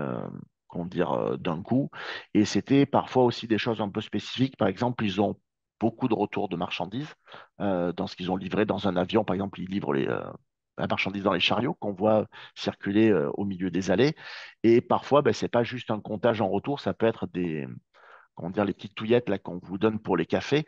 Ben, quand ils les récupèrent, ils ne vont pas s'amuser à les compter. Donc là, c'est plus des systèmes de pesée où quand on en a pesé 10, on sait combien ils pèsent. Et ben, on pèse le tout et on fait une règle de 3 pour savoir combien il y a d'unités au total. Et ensuite, on avait comment dire, développé des solutions réellement orientées productivité et fiabilité. Donc ça, c'est des solutions très intéressantes qui ne sont pas forcément toujours très onéreuses. On peut les adapter aussi sur des PME, par exemple de peak ou put to light.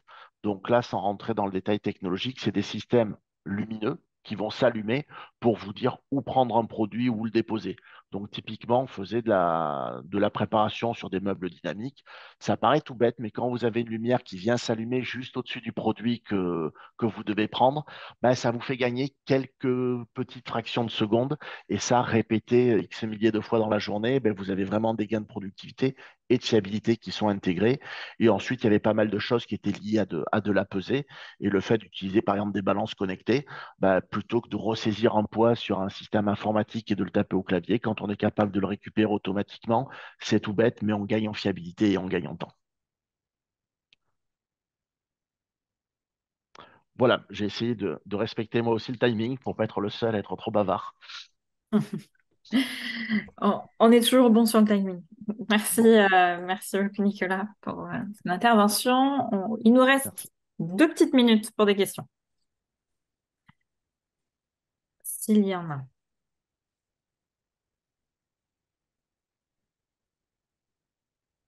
Alors, n'hésitez pas.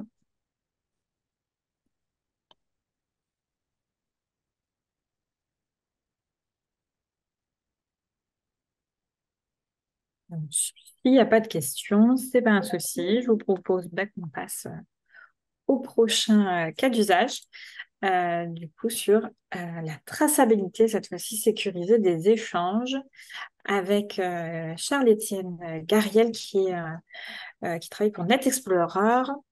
Et je vais te donner tout de suite du coup la parole. Ah, Bonjour à tous. alors je vais revenir un peu en arrière. On a une question qui vient d'arriver du coup pour juste Vas-y. avant. Avez-vous des solutions de suivi hors entrepôt? alors, nous, intégrer directement dans le WMS, non, mais apparaît, techniquement, il y a plein de solutions de tracking externes qui peuvent exister.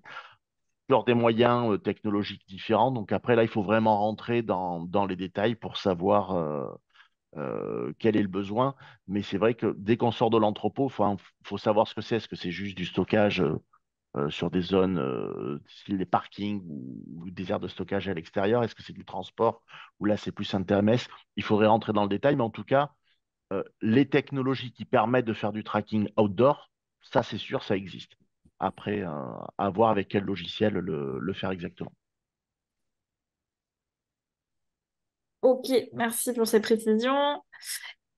Et désolé, cher Étienne. Du coup, on va Pas de pouvoir souci. passer la présentation sur comment gérer les documents de ces flux logistiques pour garantir la sécurité et la traçabilité des échanges. Du coup, je te donne la main sur le passage des slides et c'est à toi. Super. Merci beaucoup, Angélique. Bonjour à tous. Donc, moi, je suis Charles-Étienne Gariel. Vous pouvez m'appeler Charlie, c'est plus simple. Et je suis le VP Marketing et Vente de NetExplorer. On est une entreprise toulousaine qui sommes spécialisés dans la gestion de fichiers en ligne, j'y reviendrai. Et là, bon, c'est très intéressant le sujet, et puis ça fait un peu le lien aussi avec Nicolas et ce qu'on a présenté avant. L'idée, nous, de NetExplorer, on est vraiment plus sur la partie fichier, gestion des documents que sur le matériel même. Donc voilà, on va double-cliquer sur cette partie-là. Hop, je passe au slide suivant. Pour donc résumer la problématique, ça va vraiment être basé sur les documents des flux logistiques. Et en fait, pourquoi les documents? Bah, d'abord et avant tout, parce que chez NetExplorer, nous sommes vraiment un spécialiste de la gestion de fichiers en ligne. L'idée, c'est de permettre aux organisations, alors tout type d'organisation, de gérer très simplement tous leurs documents, d'être capable d'abord et avant tout de les sécuriser, d'être absolument sûr qu'ils sont en sécurité et qu'ils pourront travailler dessus sans les compromettre. Et ensuite, bah, de travailler justement efficacement dessus, que ce soit en interne, en les échangeant, en les éditant, les coéditant, mais aussi en partageant ces documents en externe, et on reviendra sur l'aspect partage évidemment beaucoup au niveau de la logistique, où je serai amené à vous présenter un cas d'usage plusieurs de nos clients font avec ça. Mais le principe de NetExplorer, c'est vraiment ça, c'est une plateforme cloud qui est sécurisée, qui est redondée, qui est certifiée avec des niveaux de certification qui sont les plus hauts qui existent aujourd'hui pour la sécurité des données, pour la qualité aussi du service. Et on héberge tout type de données. Ça peut aller jusqu'à de la donnée de santé pour lequel NetExplorer est également certifié. Ce qu'il faut avoir en tête, c'est qu'une fois que le document il est en sécurité, derrière, on donne aussi tous les moyens pour les organisations de travailler dessus. Donc, je vous disais, de collaborer, donc d'éditer, de coéditer, de partager, de signer, de valider, donc des process métiers qui peuvent être mis en place aussi. Et tout ça dans un environnement qui est contrôlé complètement par la DSI, avec un tracking fort de chacun des événements qui se passent sur la plateforme, avec une totale confidentialité des différents échanges qu'il peut y avoir, avec une maîtrise des droits d'accès, que ce soit pour des gens en interne ou des gens en externe. Et donc, on a vraiment les moyens de sécuriser, de maîtriser et de travailler après de façon complètement fluide sur son propre métier, sans avoir à se soucier de ça. Aujourd'hui, la solution, elle est utilisée par plus de 1500 organisations en France, tout type de secteur d'activité, tout type de société. On va bien évidemment double-cliquer sur des aspects logistiques, mais pour que vous ayez en tête, ça va vraiment depuis une boîte de conseil qui fait quelques dizaines de personnes jusqu'à des grands groupes type Vinci Énergie qui va utiliser la solution. Ils sont plus de 30 000 connectés dessus tous les jours et ils utilisent massivement la solution, en particulier pour le partage pour leur usage. Mais d'autres sociétés, type Société Générale, vont l'utiliser pour stocker les données, pour faire la signature électronique intégrée, pour faire ce genre de choses. Donc, c'est vraiment une solution qui est robuste, qui existe depuis 15 ans, comme la société, et on est 100% focus sur cette activité-là. C'est vraiment ce qui caractérise Net Explorer. Et donc, pour revenir à la problématique du jour, ça va être comment gérer les documents de ces flux logistiques pour en garantir la sécurité et la traçabilité, notamment lors des échanges. Euh, Ça, c'est vraiment le point sur lequel nous, nos clients logisticiens qui utilisent la solution sont le plus précis sur le cas d'usage qu'ils aiment présenter parce que c'est ce qu'ils utilisent au jour le jour. Alors d'abord, pour commencer, très souvent, les organisations, qu'elles soient dans la logistique ou dans d'autres domaines, vont utiliser la solution plus à un usage interne. Donc, ils vont stocker des données, en particulier tout ce qui est données sensibles, parce qu'on est vraiment focalisé aussi sur cet aspect-là, comme vous l'avez compris. Typiquement, la direction de l'entreprise va stocker tous ces rapports un peu confidentiels ou tous les documents qui sont sensibles et qui souhaitent protéger. Le service finance va utiliser ça. Les RH vont bien sûr avoir un aspect particulier à ne pas mettre ou compromettre des documents liés à des données personnelles. Et donc, bien sûr, tous les aspects RGPD sont traités. Et donc, c'est des usages internes qui sont assez régulier, assez bien connu. Et là, on est vraiment dans de la gestion de fichiers classique avec de l'usage en organisation. Et puis, de façon beaucoup plus précise sur l'aspect logistique, une entreprise de transport, très souvent, va avoir un certain nombre de documents avec lesquels ils vont devoir travailler pendant leur flux logistique. Euh, Là, j'ai pris un cas qu'on a avec deux de nos clients, Jeffco et le groupe Polano, qui sont des groupes qui sont vraiment importants dans ce domaine-là. Et la problématique qu'ils ont, c'est qu'ils vont avoir des clients, enfin un fournisseur qui va avoir toutes les informations qu'il a sur les livraisons qu'il a à faire. Ça va être des documents de type liste de colisage, des attestations d'assurance, des documents de transport qui vont être à émettre pour la compagnie qui va faire la livraison. Et donc, chaque organisation en question, ils vont créer un dossier dans lequel ils vont mettre ces documents. Ils vont créer des sous-dossiers après pour organiser les documents et ils vont donner des droits d'accès aux différents intervenants qu'il y aura dans la chaîne logistique. L'idée, c'est de pouvoir faire en sorte que chacun des intervenants de la chaîne puisse retrouver l'information et le document qui est nécessaire pour sa partie de l'activité. Donc, ça va être pour le transporteur, typiquement, être capable d'aller trouver les documents qui seront les adresses où il doit aller, toute la liste de colisage, comme je vous disais, qui sont dans le transport à effectuer, les documents pour les douanes, ce genre de choses. Et le fournisseur, le donneur d'ordre initial, pourra donner un certain type de droit d'accès sur ces documents. Est-ce que certains d'entre eux, il va pouvoir les éditer si jamais c'est nécessaire pour mettre des commentaires, pour faire signer un document de validation, de réception ou un droit particulier à une administration pour permettre de faire le transport. Et puis derrière, aussi être capable d'avoir une traçabilité pour le fournisseur sur où on en est de ces différentes étapes à faire dans la chaîne logistique.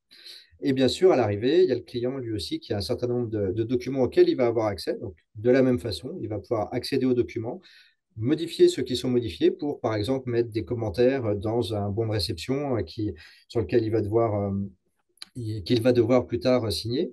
ce genre de choses est aussi complètement intégré dans le même endroit, dans la même plateforme, accessible de n'importe où, avec des mécanismes de sécurité qui fait que ce ne sont que les bonnes personnes qui vont pouvoir y accéder, qu'elles vont s'authentifier, voire se double authentifier pour y accéder. Et ils pourront y accéder soit en ligne, soit en local, avec bien sûr le moyen d'utiliser des tablettes avec des applications qui permettent d'accéder directement aux documents, toujours en gérant les droits d'accès et toujours en s'assurant que l'interlocuteur qui devra éditer pourra éditer le document, celui qui ne devra que le lire ne pourra que le lire, et donc une gestion des droits et une finesse qui permet de faire ça de façon aussi simple que possible. Vous avez compris, l'idée c'est de centraliser et sécuriser toute la donnée, tous les fichiers, et de donner accès de la bonne personne, à la bonne personne de façon assez chirurgicale au bon document, avec les bons droits, et en ayant la traçabilité totale de tout ce qui se passe sur la solution. Et globalement, à la fin, en termes d'avantages pour la gestion des documents sur la totalité du flux, d'abord, ça va être bien sûr de s'assurer qu'on va bien différencier les accès en fonction des différentes parties prenantes sur le projet. Bien évidemment, le fournisseur aura accès à un certain nombre de documents, le client aura accès à d'autres, le transporteur au milieu pourra euh, lui aussi accéder uniquement à certains documents et ceux qui lui sont utiles. De la même façon, on pourra exporter ou envoyer des documents vers des administrations si nécessaire. Tout ça centralisé, tout ça en étant géré. Et donc, ça permet au client initial et aux autres d'aller préparer, d'aller travailler tous ces documents directement sur une plateforme qui centralise la totalité des informations, qui permet aussi d'uniformiser la façon dont on va partager les documents, dont on va les utiliser, dont on va y accéder. Donc, on a une grande simplicité d'usage et d'autant plus qu'on pourra aussi aller jusqu'à faire signer électroniquement avec un mécanisme qui est tout à fait légal et certifié, la signature, s'assurer on est vraiment dans quelque chose qui est extrêmement professionnel. On peut accéder à tous les documents, que ce soit en ligne ou que ce soit offline. Et donc, on a une sécurité qui est garantie pour tous les échanges et une traçabilité. Et on en revient à ça, cette fois sur les échanges et sur les documents. Pour chacune des actions qui sont faites sur chacun des documents et par tous les intervenants, il y a une traçabilité totale de toutes les actions. Donc ça a une valeur significative quand on sait que il y a un certain nombre de problèmes qu'on essaye régulièrement d'auditer sur les flux logistiques. Là, on est capable de les auditer de façon extrêmement simple et sans avoir vraiment de trous dans la raquette. Donc, c'est fortement apprécié par ces clients-là et c'est pour ça qu'ils utilisent la solution NetExplorer pour gérer ces aspects documentaires dans les flux logistiques. Voilà pour la présentation. Je ne sais pas si vous avez des questions, n'hésitez pas. Merci Charlie. N'hésitez pas pour les questions. On a encore un petit peu de temps.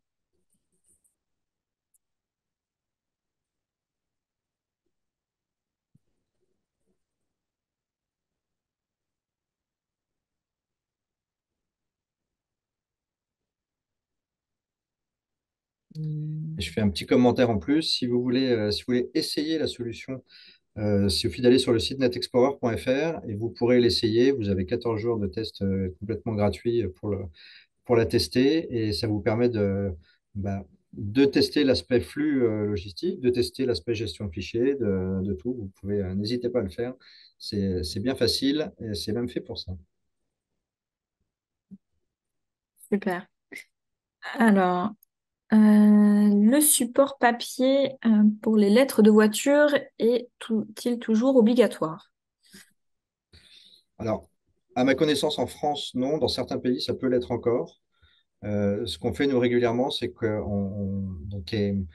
la législation potentielle qui est sur certains marchés, même chose, ça fait partie des répertoires et des dossiers qui peuvent être créés pour les transporteurs et en fonction des marchandises. Donc, les aspects législatifs, on peut essayer de les intégrer autant que possible. Et après, pour s'y référer, c'est comme ça, on peut s'y référer comme tout type de document, de n'importe où et tout le temps aussi.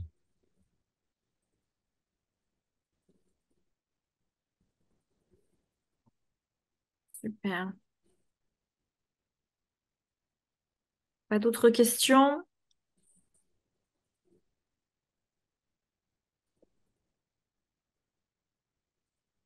A priori, c'était bon.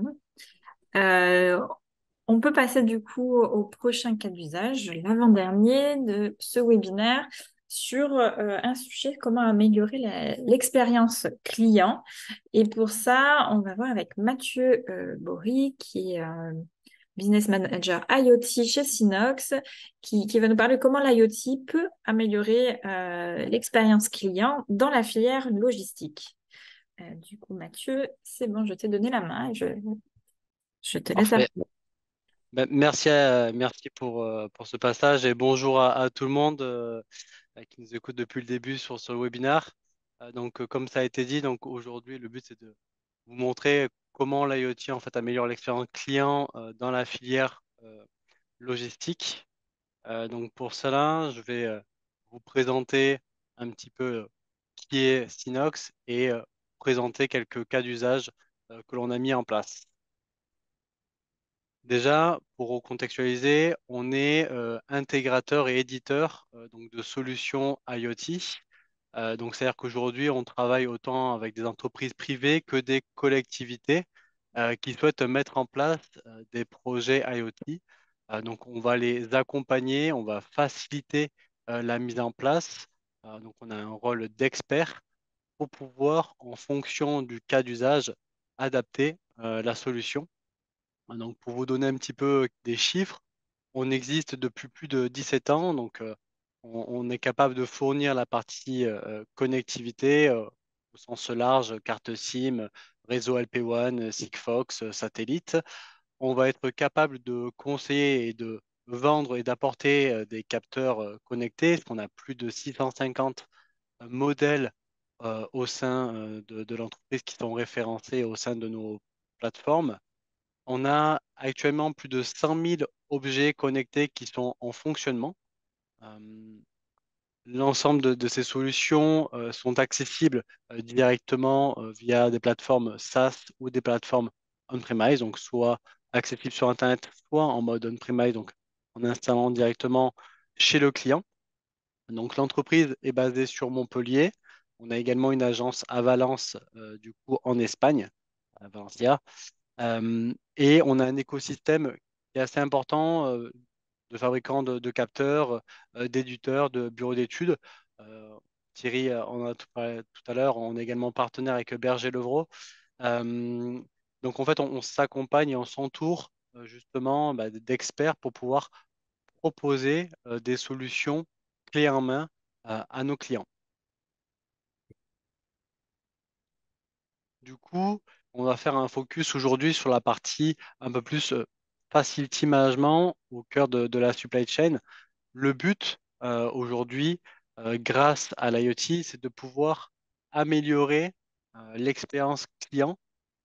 Et pour cela, ça passe par l'optimisation du confort des usagers. Donc, pour cela, concrètement, comment on fait?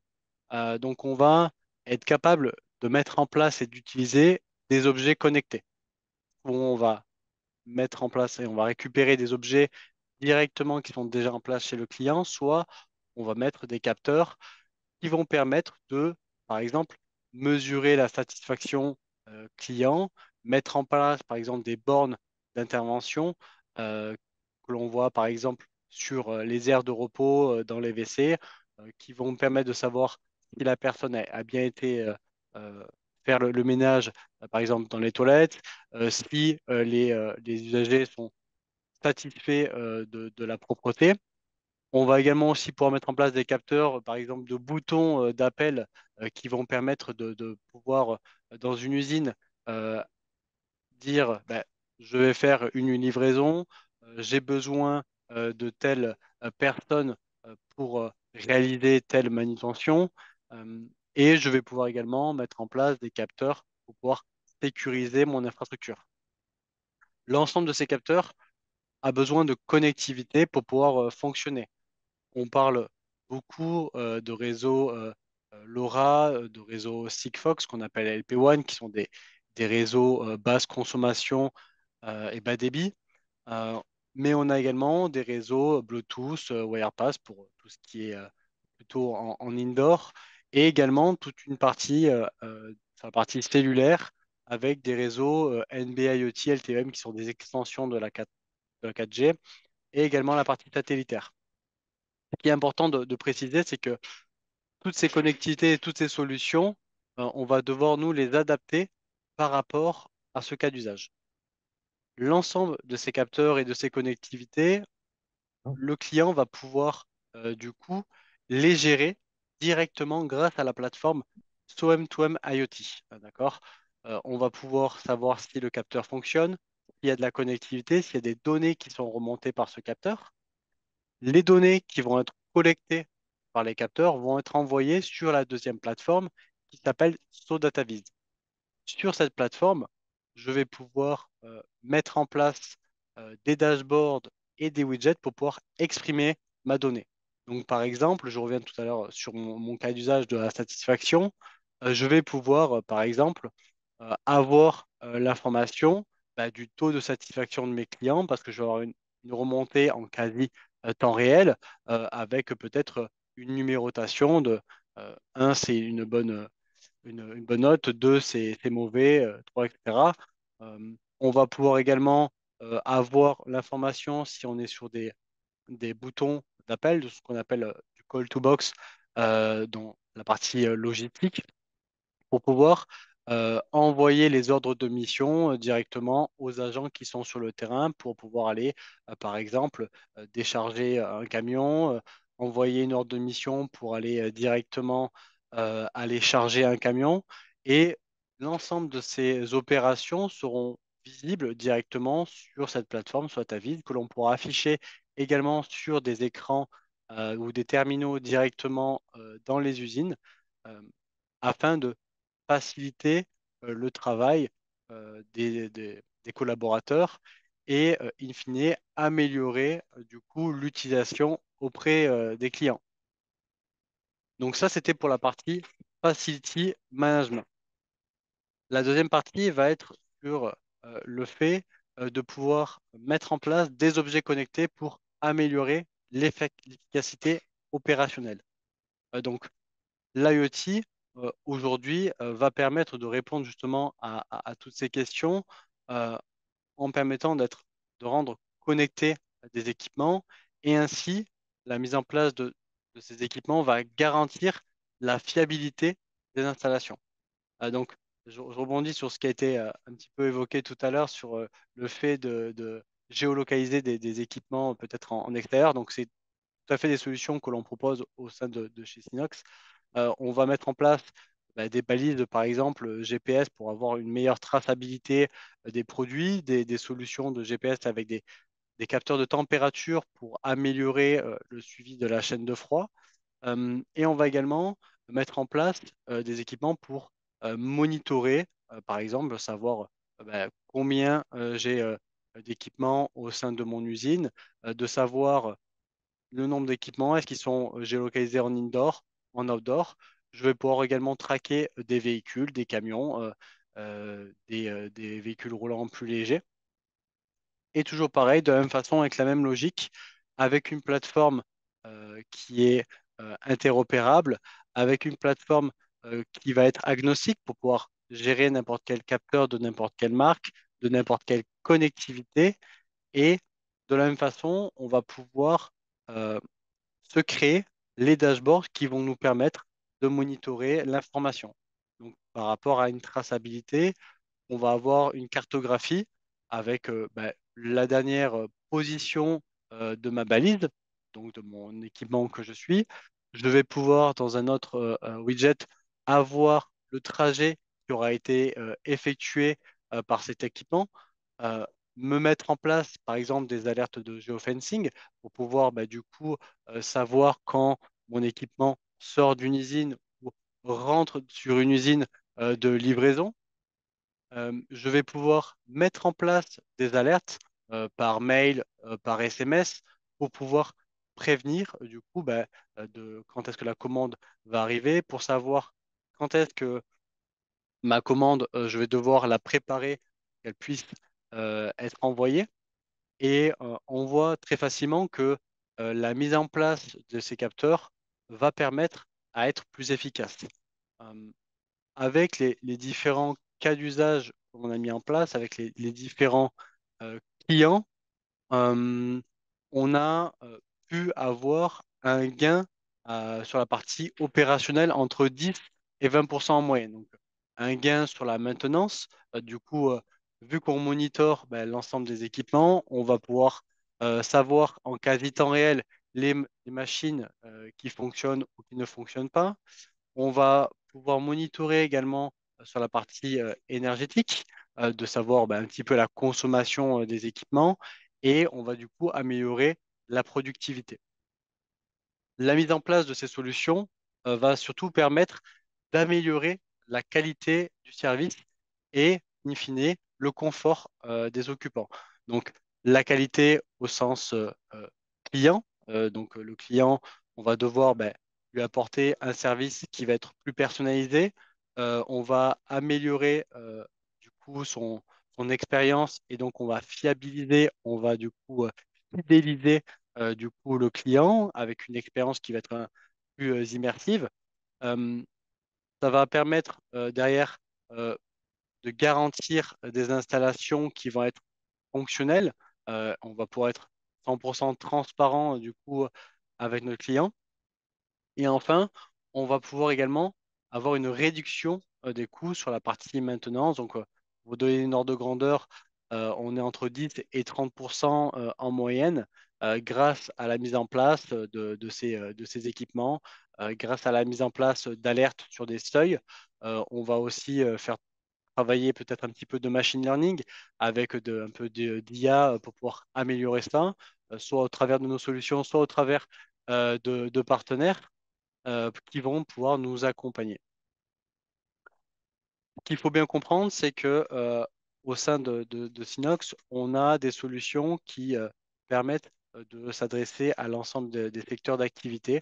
Aujourd'hui, le focus était beaucoup sur la partie supply chain, mais on pourrait le faire dans la smart city, dans le bâtiment, dans l'industrie ou autre. Il ne faut pas du coup hésiter à nous contacter si jamais vous avez des projets.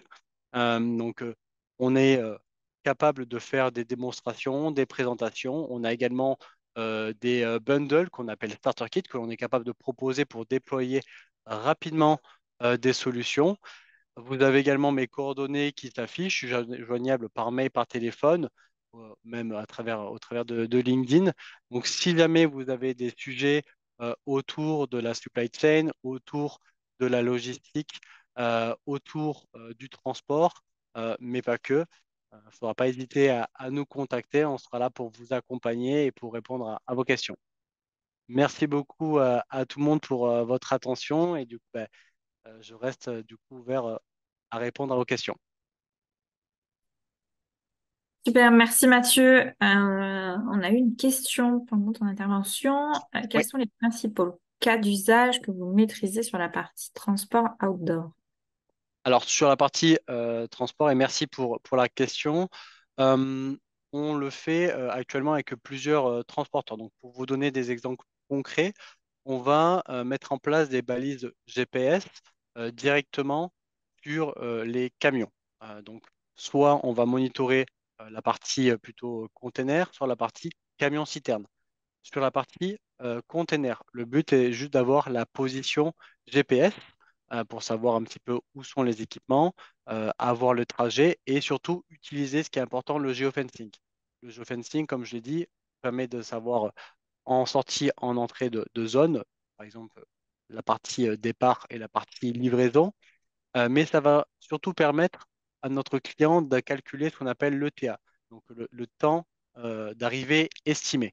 Et c'est ce qui va être important parce que le client lui va pouvoir proposer ces services-là à ses clients et il va pouvoir lui dire, ben voilà, ma commande, je sais qu'elle part à 9 heures de Paris, elle arrivera, je vais dire une bêtise, à 15 heures à Marseille et il va pouvoir prévenir son client en amont que la livraison va arriver d'ici quelques heures.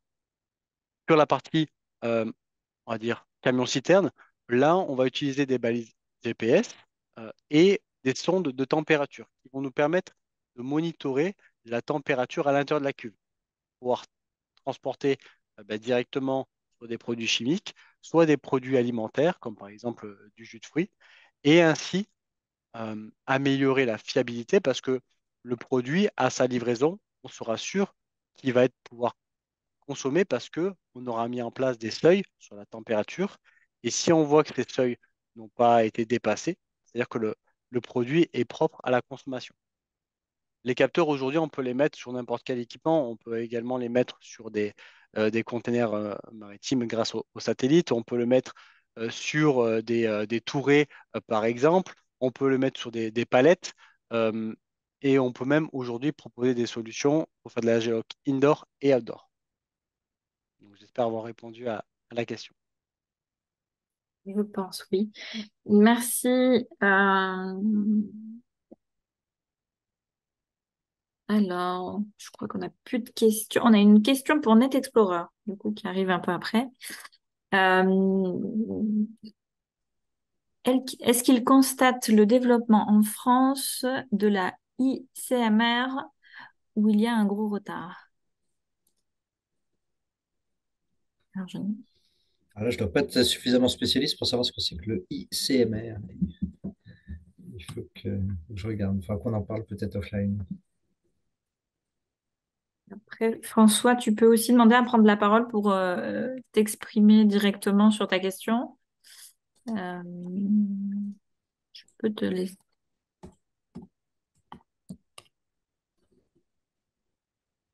Oui, ICMR, je voulais dire ce que tu as appelé tout à l'heure lettre de voiture. Ouais. On Nous, on utilise constate. des versions Alors, essentiellement papier, mais malheureusement, on trouve que ça ne se développe pas vraiment en ce moment. Donc, je voulais votre expérience si vous suiviez ça comme tu en parlais tout à l'heure. en fait, ce qu'on constate là, j'imagine que c'est des documents qui sont assez spécifiques à envoyer sur certains logiciels qui restent des logiciels entre guillemets propriétaires qu'il peut y avoir entre différents intervenants. Nous, ce qu'on voit, c'est plus la dématérialisation des papiers que les transporteurs avaient l'habitude d'utiliser avant en version papier. Et donc, c'est pour ça que le fait plus d'avoir une espèce de gestion de fichiers en ligne, c'est quelque chose qui prend, plutôt que d'avoir plein d'outils différents qui vont devoir être utilisés en même temps. Là, on a tous les documents stockés à un endroit, on est capable d'y accéder. Et que ce soit de ce type de courrier ou d'autres, hop, on a tout au même endroit et on gère que des droits d'accès finalement. D'accord, ok. Merci. Je vous en prie. Merci. Est-ce qu'on a d'autres questions?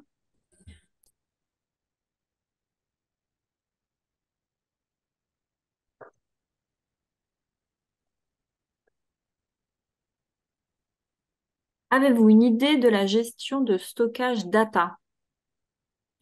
Donc, je suppose que c'était une question pour qui? En termes de serveur, c'était une question pour Mathieu de Synops. C'est possible. Alors, sur ça, nous, là, ce qu'il faut dire, c'est que nous, on est hébergé chez du coup, un partenaire qui a une certification Tier 4. Et surtout, ce qui est important de dire, c'est que on a des data centers français. Donc, ce qui est important aujourd'hui pour la souveraineté de la donnée et pour avoir justement euh, les sécurités possibles pour, pour celle-ci. Après, quand on parle d'objets connectés, au final, ce sont des données qui ne représentent pas beaucoup d'octets. Alors, il serait compliqué aujourd'hui pour donner une estimation de quelle est la place que j'ai besoin sur mes serveurs. Là-dessus, il faudrait peut-être analyser par rapport à quels capteurs vous souhaitez utiliser, la fréquence de remontée de données, ce genre de choses qui permettraient de donner un petit peu une estimation. Mais aujourd'hui, voilà, c'est quelques octets, ça représente pas beaucoup mais ça prend pas beaucoup de place sur le serveur. Ce qui va être important, c'est l'utilité qu'on va en avoir et d'avoir une solution qui va permettre de pouvoir les mettre et de les contextualiser. Ok. Mm, super, merci Mathieu. Merci beaucoup pour l'invitation. Et on va pouvoir passer du coup au dernier cas d'usage sur la thématique de tout ce qui est collaboration et connectivité avec Gembauer, donc Albin Giraud qui est associé chez Gembauer, qui va nous parler de comment garder la maîtrise de sa logistique externalisée. Albin, je te donne la main sur le passage des slides et c'est à toi. Ouais, parfait. Bonjour à tous. Oui, donc je suis Albin Giraud, je suis cofondateur du cabinet Gembauer. Hop, je vais voilà, présenter rapidement le cabinet. Donc, Gembauer a été créé en 2016 par deux anciens consultants, donc moi-même et mon associé Benoît, donc deux anciens consultants d'Oracle, deux anciens consultants fonctionnels. Et depuis 2018, Gembauer est intégrateur de ERP. On a deux partenariats, un partenariat avec l'éditeur Odoo et un partenariat avec l'éditeur Oracle sur le produit NetSuite. Alors pour rappel, un ERP, donc c'est une application de gestion qui va permettre à une organisation de gérer ses flux matières et de gérer ses flux financiers au sein d'une application globale qui a vocation à adresser les différents métiers d'une entreprise. On a donc des activités d'intégrateur. On intervient aussi en amont des projets de transformation digitale de nos clients sur des aspects audit, diagnostic et études d'opportunité, donc de cadrage du système d'information. Alors le terme Gembauer, Gemba, c'est une racine japonaise en fait qui signifie le lieu où se trouve la réalité, là où se trouve la réalité.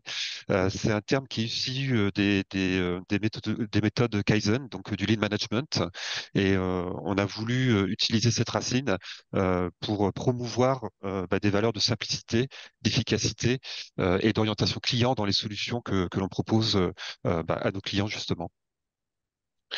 Euh, L'équipe Gembauer, c'est plus de 10 consultants qui ont des origines diverses, hein. Donc certains viennent du monde de la finance, d'autres viennent du monde de la logistique ou du monde de l'industrie. C'est avant tout des consultants fonctionnels et technico-fonctionnels, puisque l'objectif de Gembauer, au-delà d'être intégrateur de solutions logicielles, c'est de proposer des solutions globales pour répondre aux enjeux de nos clients. Alors, justement, nos clients, qui sont-ils en fait? Nos clients, ce sont des TPE, des PME, ce sont des startups. Donc, ce sont plutôt des clients qui sont au début de leur aventure d'entreprise et notamment certains d'entre eux décident d'externaliser leur logistique. Je vais prendre l'exemple d'un de nos clients qui est en fait une PME du domaine des cosmétiques. Cosmétique, c'est avant tout des enjeux marketing, puisque le but d'une entreprise cosmétique, c'est de construire une image de marque, de la promouvoir, et donc on est plutôt dans l'innovation marketing que dans l'innovation technologique. Et pour se déployer le plus rapidement possible, ce client a fait le choix d'externaliser sa logistique.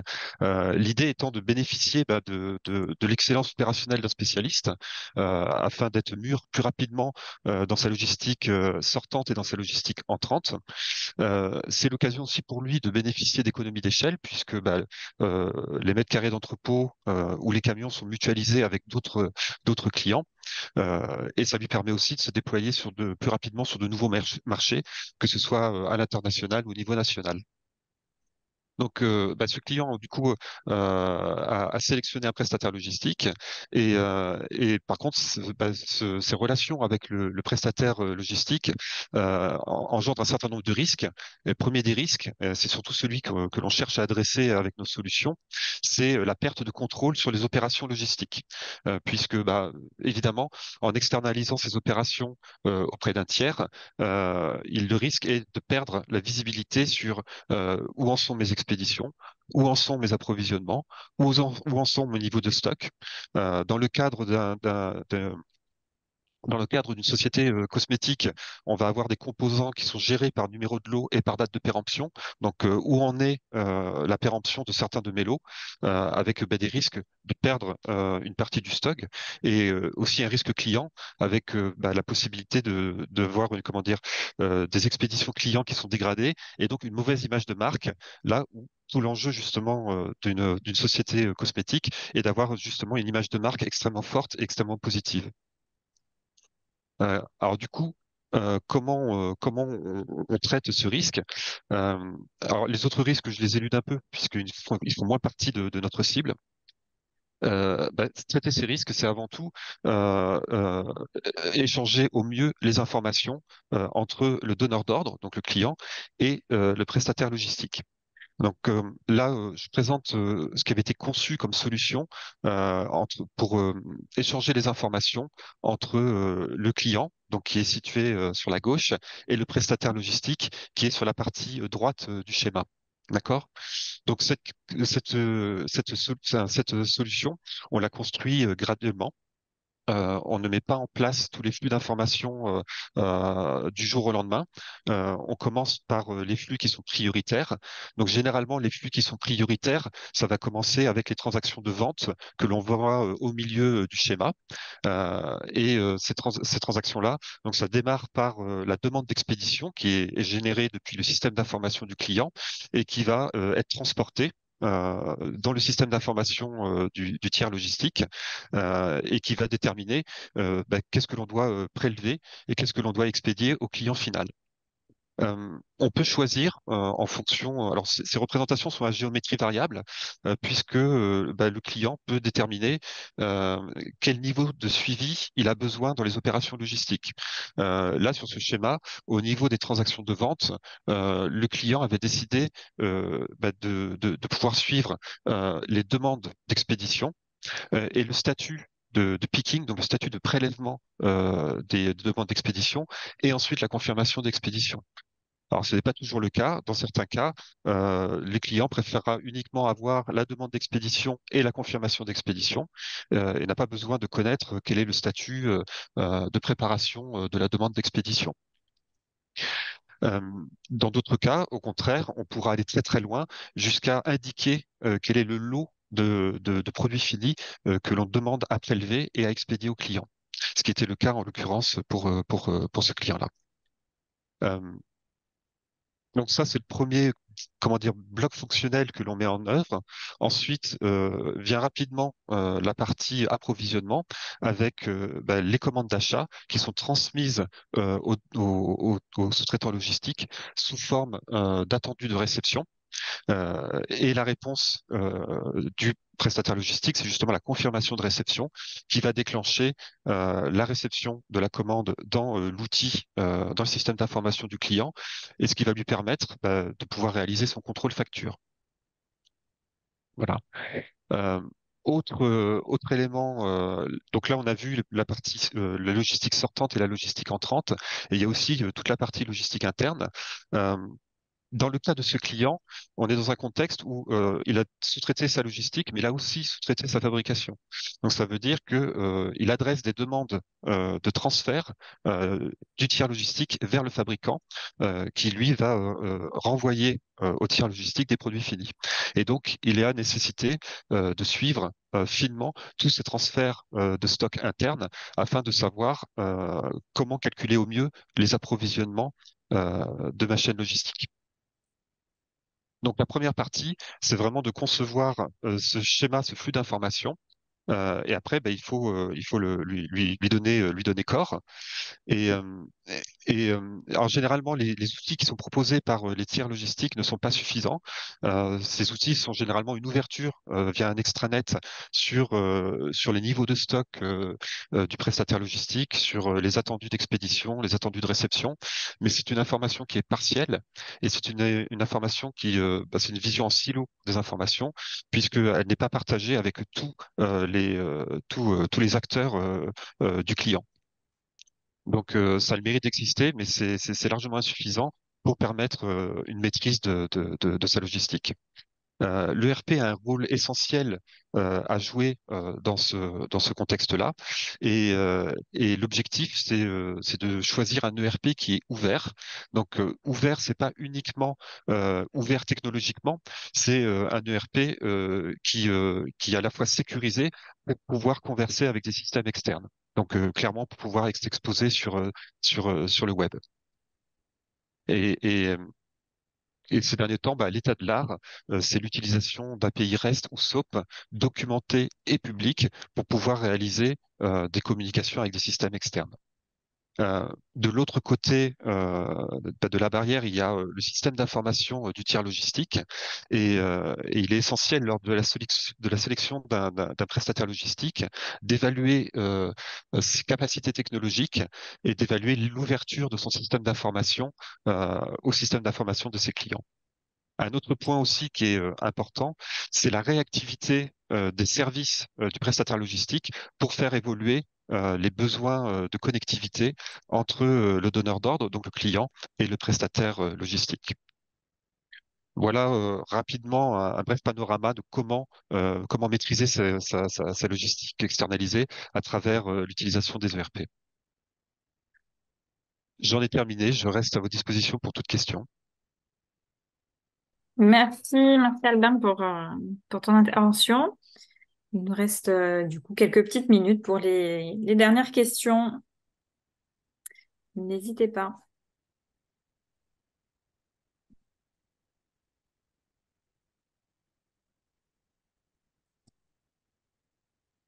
Alors, le temps que chacun puisse trouver ses questions, on va passer à la suite. Donc, on va pouvoir clôturer ce webinaire. Merci beaucoup à nos intervenants qui se sont prêtés au jeu du pitch de cas d'usage en une dizaine de minutes.